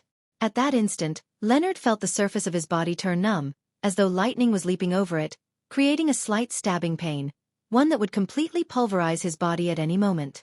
But following that, he didn't get bombarded with irresistible pain, as though nothing had happened. No, something did happen. A bolt of lightning smote down at him as if it had bared its fangs, shattering the ground and charring the soil. Klein had personally redirected his casting of lightning storm from Zangwill when Leonard Mitchell used the Fate Siphon charm. Ah! A shrill scream sounded as the rich darkness around Zangwill failed to dissipate the storm that was formed from a mesh of silver lightning bolts. His body was swept into the heart of the storm. He had suffered the fate of Leonard Mitchell being devoured by the lightning storm ability. Boom! The thunder boomed deeply as the lightning forest quickly dissipated, but before the lightning storm came to a complete end, More bolts of silver lightning smote down from the sky, causing a new wave of attacks. Boom, boom, boom. The wrath of a thunder god smote down again and again as the lightning's frequency returned to normal. There weren't any gaps in between. Even though there were waves of darkness surging out from Zangwill's position, they were unable to obliterate the silver swath. After a few lightning storms, the blinding light finally dimmed. The minute bolts snaked around weakly.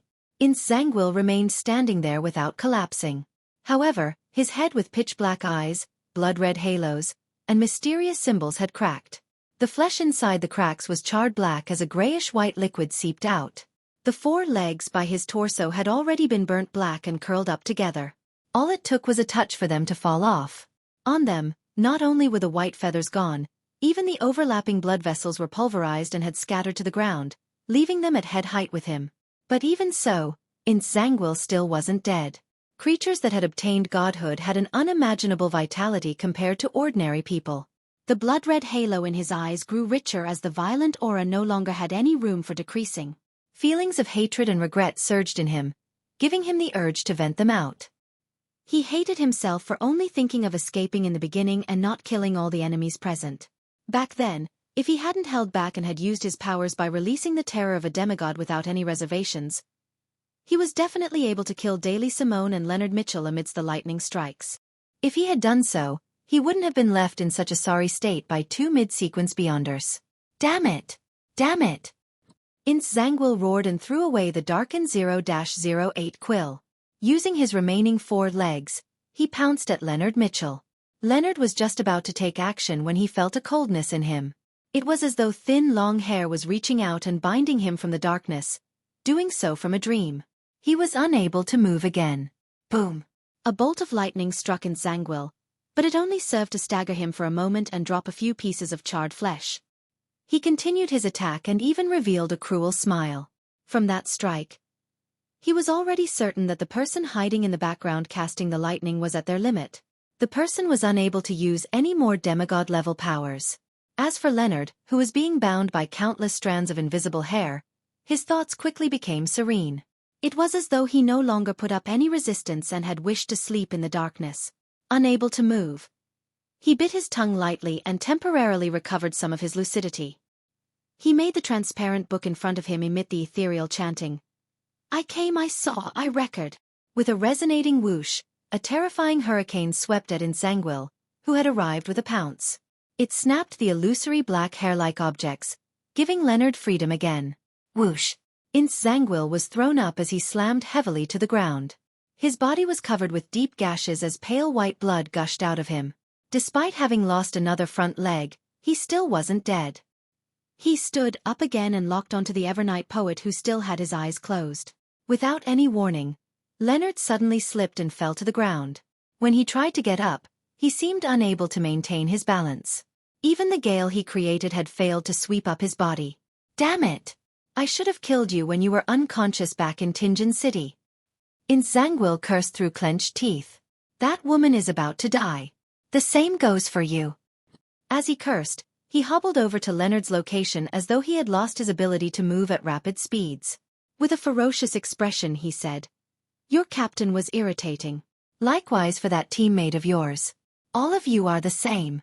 After I kill you, I'll leave this place and return to Tinjin to dig up their graves.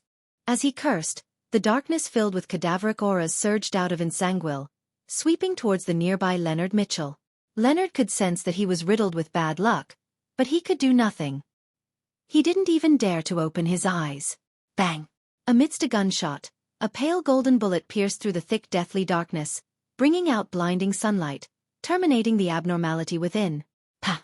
Tarot cards flew over, stabbing into the ground at different spots. One of the cards landed in front of Leonard as it burst into scarlet flames. Amidst the flames, a figure wearing a half-top hat and black suit walked out with a revolver in hand. With a bookish demeanor, he had black hair and brown eyes with a face with a deep outline. He was none other than Klein Moretti. Unable to use the sea god scepter anymore, he had decisively returned to the real world. He had rushed here with Death Knell. You, it's really you. You really are still alive. Die together with them. Zangwill's movement speed instantly recovered as he circled around Klein, trying to forcefully pull him into a dream. He had been acting. However, Klein was completely unaffected. He didn't show signs of falling asleep as he raised his right hand and pulled the trigger as though he had foreseen it. Bang! Insangwil was thrown to the ground by a powerful impact. The cracks on his head widened. That shot was for Ma'am Daly, Klein said in a deep voice as he snapped his fingers. Using the flames that burst up, he flashed to the side of Insangwil. Insangwil's eyes protruded out. As he moved at high speeds, he released bad luck in a bid to influence Klein, but it was completely useless. This shot is for Leonard. All the tarot cards were ignited at the same time, like bursting fireworks. Klein flashed behind Insangwil, cocked the gun, and relying on his intuition, he pulled the trigger. Bang! Pale white blood spurted out of Insangwil's left leg as it broke. His running came to an abrupt stop as he even failed to maintain his balance. Using the burning tarot cards, he repeatedly cast Flaming Jump, preventing himself from entering the influence of the black hair. This shot is for Megos. This shot is for the Keepers. This shot is for the destroyed Blackthorn Security Company. This shot is for all the Nighthawks. This shot is for me. Amidst the gunshots, Klein kept pulling the trigger and did the corresponding reloading as he shot demon hunting bullets. He blew through another of Insangwil's legs, blasting open his forehead, causing his roars to turn into a whimper until he fell onto the ground. Finally, Klein flashed in front of Insangwil. He then held Death Knell to his face. At this moment, mysterious patterns accentuated Insangwil's almost cracked head, creating an immense impact. He still had the ability to resist. He was waiting for him to approach and then use his mythical creature form to turn the tables. However, Klein's brown eyes continued looking at him without reflecting anything. He thrust Death Knell forward and pulled the trigger. Bang! Insangwil's head completely exploded, and like a smashed watermelon, the fragments and the juice splattered everywhere. Death Knell had sounded the knell for him. Klein raised his left hand and rubbed away his two eyes. The real eyes that hid beneath were moved back to their original spots. His brown eyes had blurred up. He curled the corners of his mouth bit by bit and said to the already dead Insangwil softly, "This shot is for Captain." He didn't give Insangwil a chance to leave any last words. He had no wish to know what bitter past the latter had experienced. He then took out one remaining tarot card from his pocket and threw it on Insangwil's corpse. It was an inverted the star card. At this moment, a figure appeared not far from him. He bent down and picked up the darkened quill. This figure wore a simple white robe and had a pale gold beard that covered half his face. On his chest hung a silver cross as though he was the most ordinary priest, but he was the king of angels, Adam. Adam looked at Klein and said with a genial smile, "Unfortunately, I failed to retain the snake." He looked at the quill in his hand and then at the tarot card. He smiled and added, "A price is always exacted for what fate bestows, isn't that so?" With that said, he turned around and slowly disappeared from the ruined square with each step he took. He left the following words as though he sang it. Under the witness of a spectator, Klein Moretti completed a grand performance, directing a magical murder. With that, he managed to digest his potion with enough energy left to attempt an advancement before the curtains fell. Klein didn't take in the feeling of his marionettist potion's digestion and the corresponding feedback. With a flaming jump, he arrived in front of Daly Simone. The lady was already on the brink of losing control. She said in a daze, "I don't want to become a monster." "All right." Klein looked at her with a sorrowful gaze as he quickly thought of the means to rescue a rampager. He had considered getting her to chant the fool's honorific name before pulling her spirit body above the gray fog. But with her body already mutating, it was apparently useless. The only way was for Daly to choose to remain there forever. As for the flower of blood, it was also unable to resolve such problems. Daly smiled with great difficulty as she resisted the white feathers and pitch-black scales that kept growing out of her. "So it's you. Didn't you ask me why I didn't take the initiative to confess to Dunn, to throw him in bed?" She gasped for air and said with a bitter smile, "I had indulged myself too much in the past. He was a conservative man. I felt inferior." She couldn't hold out much longer, with the outcome of her becoming a monster happening at any moment. At this moment, she heard Klein Moretti reply, "Captain actually liked you too very much. Because you were too outstanding and young, he felt inferior as well." Daly smiled as her blurry gaze saw a man in a black trench coat with a receding hairline. He had dark gray eyes. She watched as he pressed his hand to his chest, bent down, and reached out his palm to invite her to a dance. She reached out her hand as her thoughts turned sluggish. The gray-eyed man in a black trench coat pulled up daily, whose mutation was slowly fading away. Under Leonard's watch, they danced a brisk dance in the destroyed square with the fountain spewing water everywhere. One material after another flew out. There were golden grapevines and a rather ugly rubber mask. Under the guidance of spirituality, they slowly mixed together and entered a small metal bottle. Amidst the beautiful dance, Daly leaned forward gently, resting herself in Dunn's embrace. Klein held the potion bottle, brought it to his mouth, and downed it. One quote from Stefan Zweig.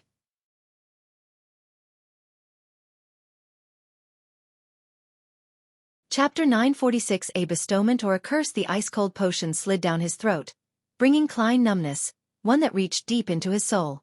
He had already stopped dancing. His mind seemed to be lifted as though he was high in the air, looking down at the ruined revival square, at Xueqi city which had been left in shambles by the repeated lightning strikes. At this moment, he felt his emotions rouse up for some baffling reason, as all the pedestrians below seemed to be connected to him by some invisible threads. They could be happy, angry, or sad, making all kinds of actions based on his directions. Klein often had such feelings recently. He knew that this was the vision of a director. By viewing all participants as marionettes or actors, he attempted to control or guide them into putting on a grand performance. Using that hint of familiarity, Klein hurriedly adjusted his state of mind, completely separating his emotions from it, and viewing everything in a cold, aloof manner, so as to prevent himself from being affected by the play. As a director, he followed the script, referred to reality, and rationally made an analysis to choose according to the circumstances. He allowed emotions to build up, allowing himself to push matters forward and use the clues that had developed. Once his state of mind settled, he felt the potion's power spread across his body, like a sharp-threaded net. Suddenly, Klein felt that his soul body was connected to his physical body. They were split into countless parts, and without being able to hold it in any longer, he let out a cry from deep within his soul. No! His thoughts were diced apart, turning into fragments as they fused with different pieces of flesh as he gained his own sentience. These included Klein with pain, Klein with arrogance, Klein with coldness, Klein with gentleness, Klein who could amusement himself, as well as Zhou Ming Rue, Sherlock Moriarty, Gehrman Sparrow, and Dwayne Dantes. His entire spirit body seemed to be thrown into a grinding machine. Not far away, Leonard, whose cheeks were streaming with unconscious tears, first saw Captain Dunn, who was embracing Daly Simone, transform back into Klein Moretti. Following that, he noticed his face, neck, and the back of his hands. Pale-colored tendrils protruded out as though they had a life of their own. They kept growing outwards, turning into a transparent maggot. And beneath his clothes, there were also signs of squirming. This made Leonard have the feeling that Klein would collapse into a cluster of transparent maggots the next second as they raced in different directions. Just as he wanted to do something, he felt dizzy. He instinctively closed his eyes and didn't dare to keep watching. The transparent maggots that grew out of Klein's body shimmered under the sunlight, producing three-dimensional layers of mysterious symbols. They connected to higher and lower levels, directly presenting the abstract concepts of bizarreness, madness, change, strength, and wisdom. Amidst howling cold winds, black illusory threads rose up around Klein as they bonded together, forming strange tentacles. The tentacles flailed as his soul body, astral projection, body of heart and mind, and ether body were reduced to fragments as they fused with the different maggots that represented Klein's various thoughts, turmoil, and dilemmas. As they wafted between them gently, they seemed to fly up to an infinite height where there were countless illusions hugging huge distorted buildings. They were either playing wind instruments, giving speeches, growling, or raving. Amidst Klein's countless chaotic senses, everything around him stacked together as though they turned into the spirit world. However, there were living people coming and going with the stars shining upon them. At this moment, the fragments filled with thoughts had similar memories appear, fresh memories. It was of King of Angels Adam praying with his eyes closed. It was the scene of his shocking appearance. It was him using Death Knell against Nsangwil as he pulled the trigger to blast open his head. It was when he revealed his clown smile, saying in a deep voice, "This shot is for Captain." It was when spectator Adam used an extremely clear and innocent eye to take in the ending of the performance. It was of him turning into Dunn Smith, inviting Daly Simone to dance the closing dance. They were all so fresh on his mind. Especially the gaze of a spectator. There was a seemingly corporeal feedback that felt like a magnetic force. It made Klein gradually discover his sense of self-awareness once again. Who am I? This was a question that Klein had an answer to when he was still a faceless. He didn't need to think too much about it as he quickly understood his identity. A person from Earth, a person who had been reconstructed from Klein's memory fragments, a person whose experience as a Nighthawk deeply influenced him, a person who played safe and was afraid of danger, but was able to persist and give up everything, a guardian and a miserable wretch. Strange sensory organs that didn't come from the body of heart and mind or soul body were extracted bit by bit from the fragments, condensing Klein's new thoughts. Coldness, calmness, spectating, and overlooking. They were thoughts that allowed him to view the world from even more angles and dimensions. He knew that this could possibly be godhood. Without putting up any resistance, he chained the original spirit body fragments with black threads, allowing him to slowly take form again. At this moment, he realized the purpose of the advancement ritual. It was a mark, an anchor. Compared to other pathways, the Bizarro sorcerer, who experienced the fragmentation of their soul bodies, required an anchor much earlier. However, this didn't require the support of any faith.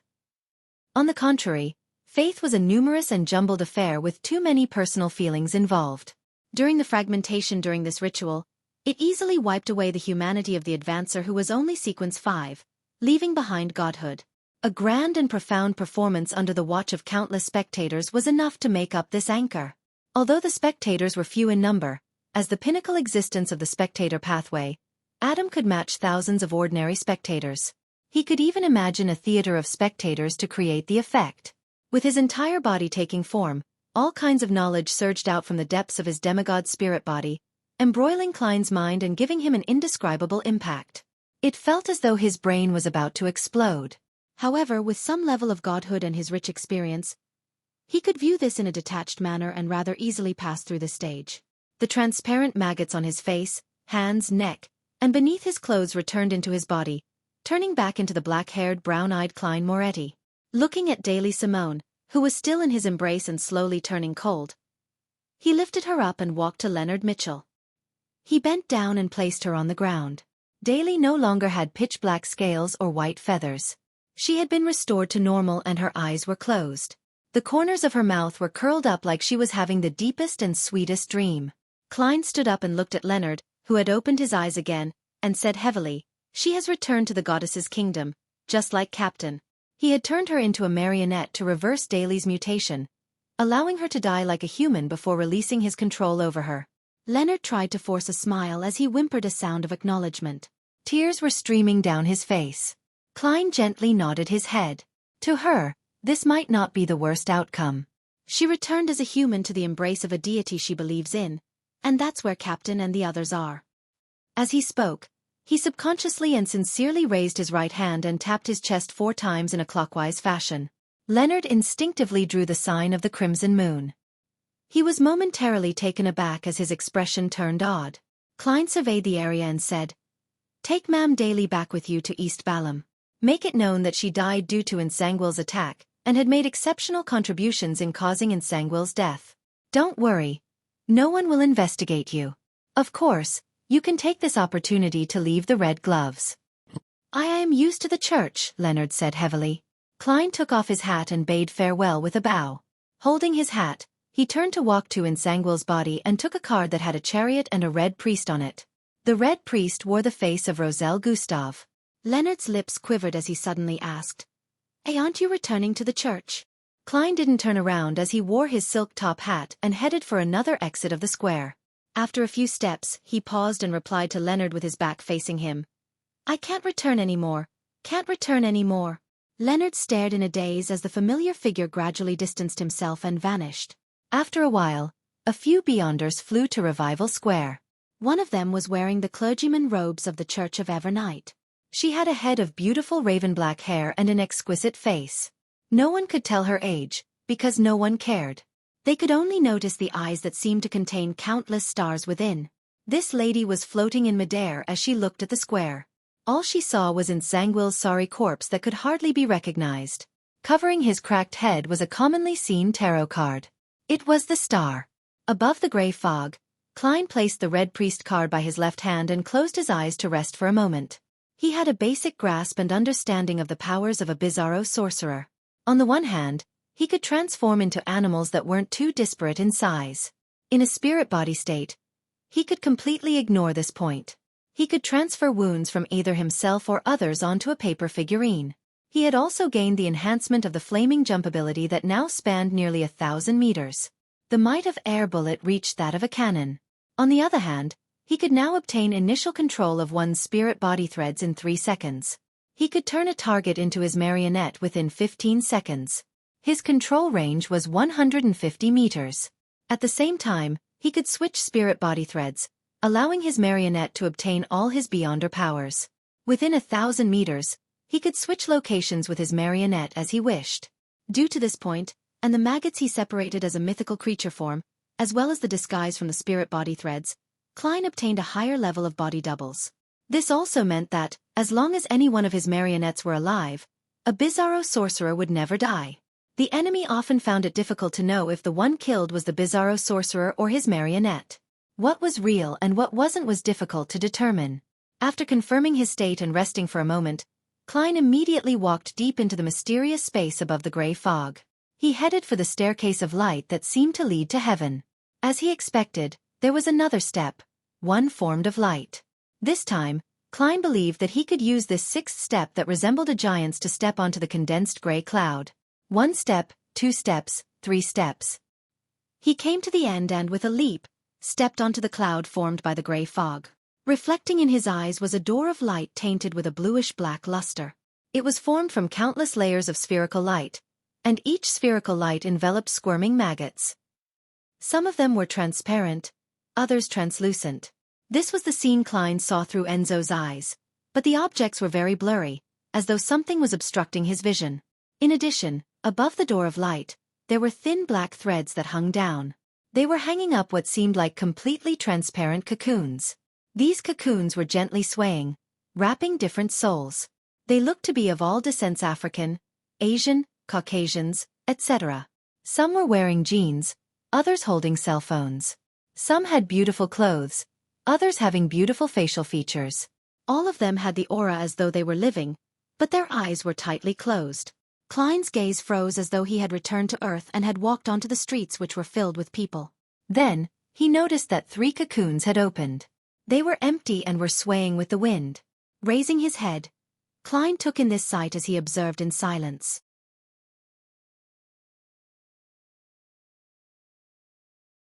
Chapter 947. House Call Backlund, East Borough, in a 2-room apartment. A few policemen in black and white checkered uniforms opened the door and entered. All of them reached out to cover their mouths. There was a strong stench of blood inside. "Officer, I've no idea what happened." Other tenants said that it seems like there's plenty of blood here, that they can even smell it from next door. The landlord with a silk top hat looked around in fear, unwilling to stay in the room for another second. A black-haired, blue-eyed police officer with an inspector epaulette waved his hand and said, "Wait by the door. We still have questions for you." As he spoke, he wore his white gloves and cast his gaze towards the wooden door of the bedroom. However, he wasn't in a rush to enter. He slowly surveyed the area and visually took in the surroundings: a pile of coal, a cupboard with cutlery and food, a small stove, a cleanly washed iron pot, a somewhat greasy table, 2 collapsed circular stools, 2 slanted chairs, a few glass bottles with unknown powders, and a stack of scattered tarot cards. A mysticism enthusiast with an ordinary financial situation? The black-haired, blue-eyed inspector nodded gently as he made a judgment. Then, he signaled for a subordinate to open the bedroom door. With a creak, a stronger smell of blood gushed out. The constable who opened the door looked in and let out a short exclamation as he repeatedly retreated. The inspector frowned. He pressed the retreating constable's shoulders, circled around him, and approached the bedroom. When he swept his gaze, his expression immediately changed. In the bedroom, on a wooden bed, there was a man lying there. His hands were tied to the bedpost. He was naked with deep and shallow marks on his body. His blood had long been drained, dyeing the bedsheet and blanket beside him dark red. On a cursory glance, the deceased had apparently been bound by metal wire, cutting into his skin and flesh, right into his bones. This scene still affected the policeman who had seen many murder scenes. Furthermore, it had a diabolical feeling, like it was a ritual. As the inspector was about to say something, 2 people rushed into the room. One of them attempted to take photos while the other bombarded him with questions. Another murder case? Hasn't there been many murder cases in Eastborough recently? Officer, do you think it's a serial murder? The black-haired, blue-eyed inspector frowned and waved his hand. Do not interfere with the scene. Otherwise, we will view you as the criminal's accomplice. He then said to the constable from before, Kaziz, please escort the two reporters away. Tell them that if they have any questions, ask the news department of Civilau's Yard. After the reporters were escorted out of the crime scene, the inspector let out a long sigh. I'm going on the newspapers again. Damn it! In Empress Borough, the opulent villa of Earl Hall. Another murder in East Borough. The victim is suspected to have been abused before being killed. Having had dinner, Audrey was in the activity room casually reading the Backland Evening News. Upon hearing his daughter's soft muttering, Earl Hall shook his head and sighed. This isn't new in East Borough. The statistics show that there are people dying every day in there. It's far from one person. Audrey didn't pay too much attention to the matter. After a casual chat with her parents and brother, she returned to her room with her golden retriever, Susie. The human and dog could read each other's minds without any exchanging of words. The latter stood by the door as a guard while Audrey locked the door. She sat by her bed and chanted Mr. Fool's honorific name. After a few seconds, she saw a dark red beam of light surge and drown everything. Audrey arrived above the grey fog, coming inside the magnificent and ancient palace. She then saw a small room to the side. The mottled door was ajar. It's much better than the old confessional from before. However, this doesn't match Mr. World's character. Did something happen to his state of mind? In thought, Audrey entered the room and closed the mottled door. She had previously had a follow-up appointment with the World Gairman Sparrow and concluded that he had fully recovered. To her surprise, she received a request from him for another treatment. This left her puzzled as she felt a little intrigued. In the rather spacious dark room, Audrey leaned against the wall that obviously had another person behind it. Her body slowly slid down as she knelt down with her legs placed diagonally. In the calm and serene atmosphere, she adjusted her state of mind and said with a brisk tone, "Good evening, Mr. World." Just as she said that, Audrey's spiritual intuition already knew the situation with his body of heart and mind, or in common parlance, his emotions or mood. Gloomy, disheartened, confused, depressed, and having no interest in anything. Mr. World's current problem is completely different from the last one. What happened this time? Audrey gently bit her lip and calmly made a judgment and used a timely placate. This was the most useful power of a psychiatrist. In ancient times, it was called psychoanalysis. The dark clouds, behind the wall scattered significantly. Gammon Sparrow finally hoarsely said, "Good evening, Miss Justice." Leaning against the wall, Audrey thought and cancelled her original plan. She maintained her brisk tone and said, "I'm very curious about your recent experiences. It seems you have had too many encounters. There's no need to think about anything else. Let's have a chat first, just like we're friends. If you're interested in my life, I'm also willing to share with you some of the interesting matters." On the opposite side of the wall, Gairman Sparrow fell silent for a moment. Without answering the question, he asked, "What hopes do you have for the future?" Audrey's eyes darted slightly to the side as she replied seriously, "To advance myself, to work hard to become a demigod so as to better protect my father, mother, and brothers. Oh, I've recently visited the applicants to the Bursary Foundation with the other staff of the foundation. Their living conditions are really worse than I imagined. Although I've read some reports and was mentally prepared, I still found it unsettling when I saw it with my own eyes. A girl who's just a few years younger than me was very short and skinny. She doesn't fill her stomach daily, and she only has 2 tattered dresses. When she said that she wishes to study, her eyes were extremely pure and filled with an earnest desire. I can't forget it to this day." As she spoke, Audrey acutely sensed the change in Gairman Sparrow's mental state. It was no longer a completely still lake, and it was now rippling and undulating. After a short deliberation, this psychiatrist continued as though she didn't seem to notice anything. "I once anticipated having a beautiful wedding, wishing that my prince will appear like those popular novels. However, after becoming a spectator, I realized that I might never be able to fulfill this dream. I can often read the true thoughts of those men and see through their lies. I'm able to confirm that many people aren't as nice as I imagined, and it has left me disappointed. In a few more years, I might be able to appreciate people for their flaws, but it's really difficult to do so now." Noticing that Gairman Sparrow, who had his back to her across the wall, Having the emotions of laughter, Audrey did a timely placate on him. Then, she heard him ask, "You once gathered information about dragons from the sun. You should have some understanding of the dragon of imagination. If I were to tell you that your father, mother, and brothers are imagined by the spectator pathway's king of angels and that they do not really exist, what would be your reaction?" "I'll definitely collapse on the spot and directly lose control. Mr. World has a psychological problem because of his discovery that the thing that he has been anticipating, his ultimate goal, will never be fulfilled." Audrey was first alarmed by Gairman Sparrow's question before she realized the essence of the question. She didn't reply as she asked in a guiding manner, "You seem to have witnessed the destruction of hope." Heh! There was a self-deprecating scoff sounding from the wall behind Audrey. "Indeed, I once thought that I had family. Later, I realized that it was only an extravagant hope of mine." "Why do you say that?" Audrey asked like she was having a casual chat. Gairman Sparrow fell silent for a few seconds before saying, "Have you heard of those fairy tales that Emperor Roselle used for bringing up children?" "Those are my childhood memories," Audrey acknowledged. At the same time, she discovered that Mr. World's emotions were clearly stirred on the other side of the wall. Repressed pain was surging out. This time, Audrey didn't use placate. Her spiritual intuition and professional knowledge told her that he needed to vent it out. "Then you should know of Sleeping Beauty and her prince," Gairman Sparrow said with a soft, hoarse voice. "There's one such person who also entered a deep sleep until he suddenly woke up one day. He believes that his family is still around, and he works hard to improve himself, hoping that he can one day find them. This becomes his main driving force in life. Finally, he realized that he has slept for at least 300 years, or even more than 1,000 years, perhaps even longer. He can never find anything that he once had anymore." The intense pain and sense of loss was extremely clear to Audrey. She came to a realization. The gloomy, restrained, experienced, and ruthless Mr. World also has his own goals and reason for existing. This is in line with his gentle heart. How pitiful. Although he was giving an example using a fairy tale, some of the emotions he felt when saying certain words reflect reality. When he mentioned deep sleep, family, 300 years, more than 1,000 years, even longer, never find, his pain clearly increased.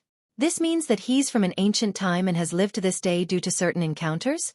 This matches the situation of Mr. Fool being an awakening ancient god. It's no wonder he became his blessed. Audrey quickly grasped the key to the matter. She pursed her lips and pondered for a moment. Did his family say anything? Did they say what they wanted him to do when he wakes up? You're tuning in to the Xueqi's Martial Arts Saga YouTube channel. Don't forget to subscribe and join us on this journey to catch the most captivating stories.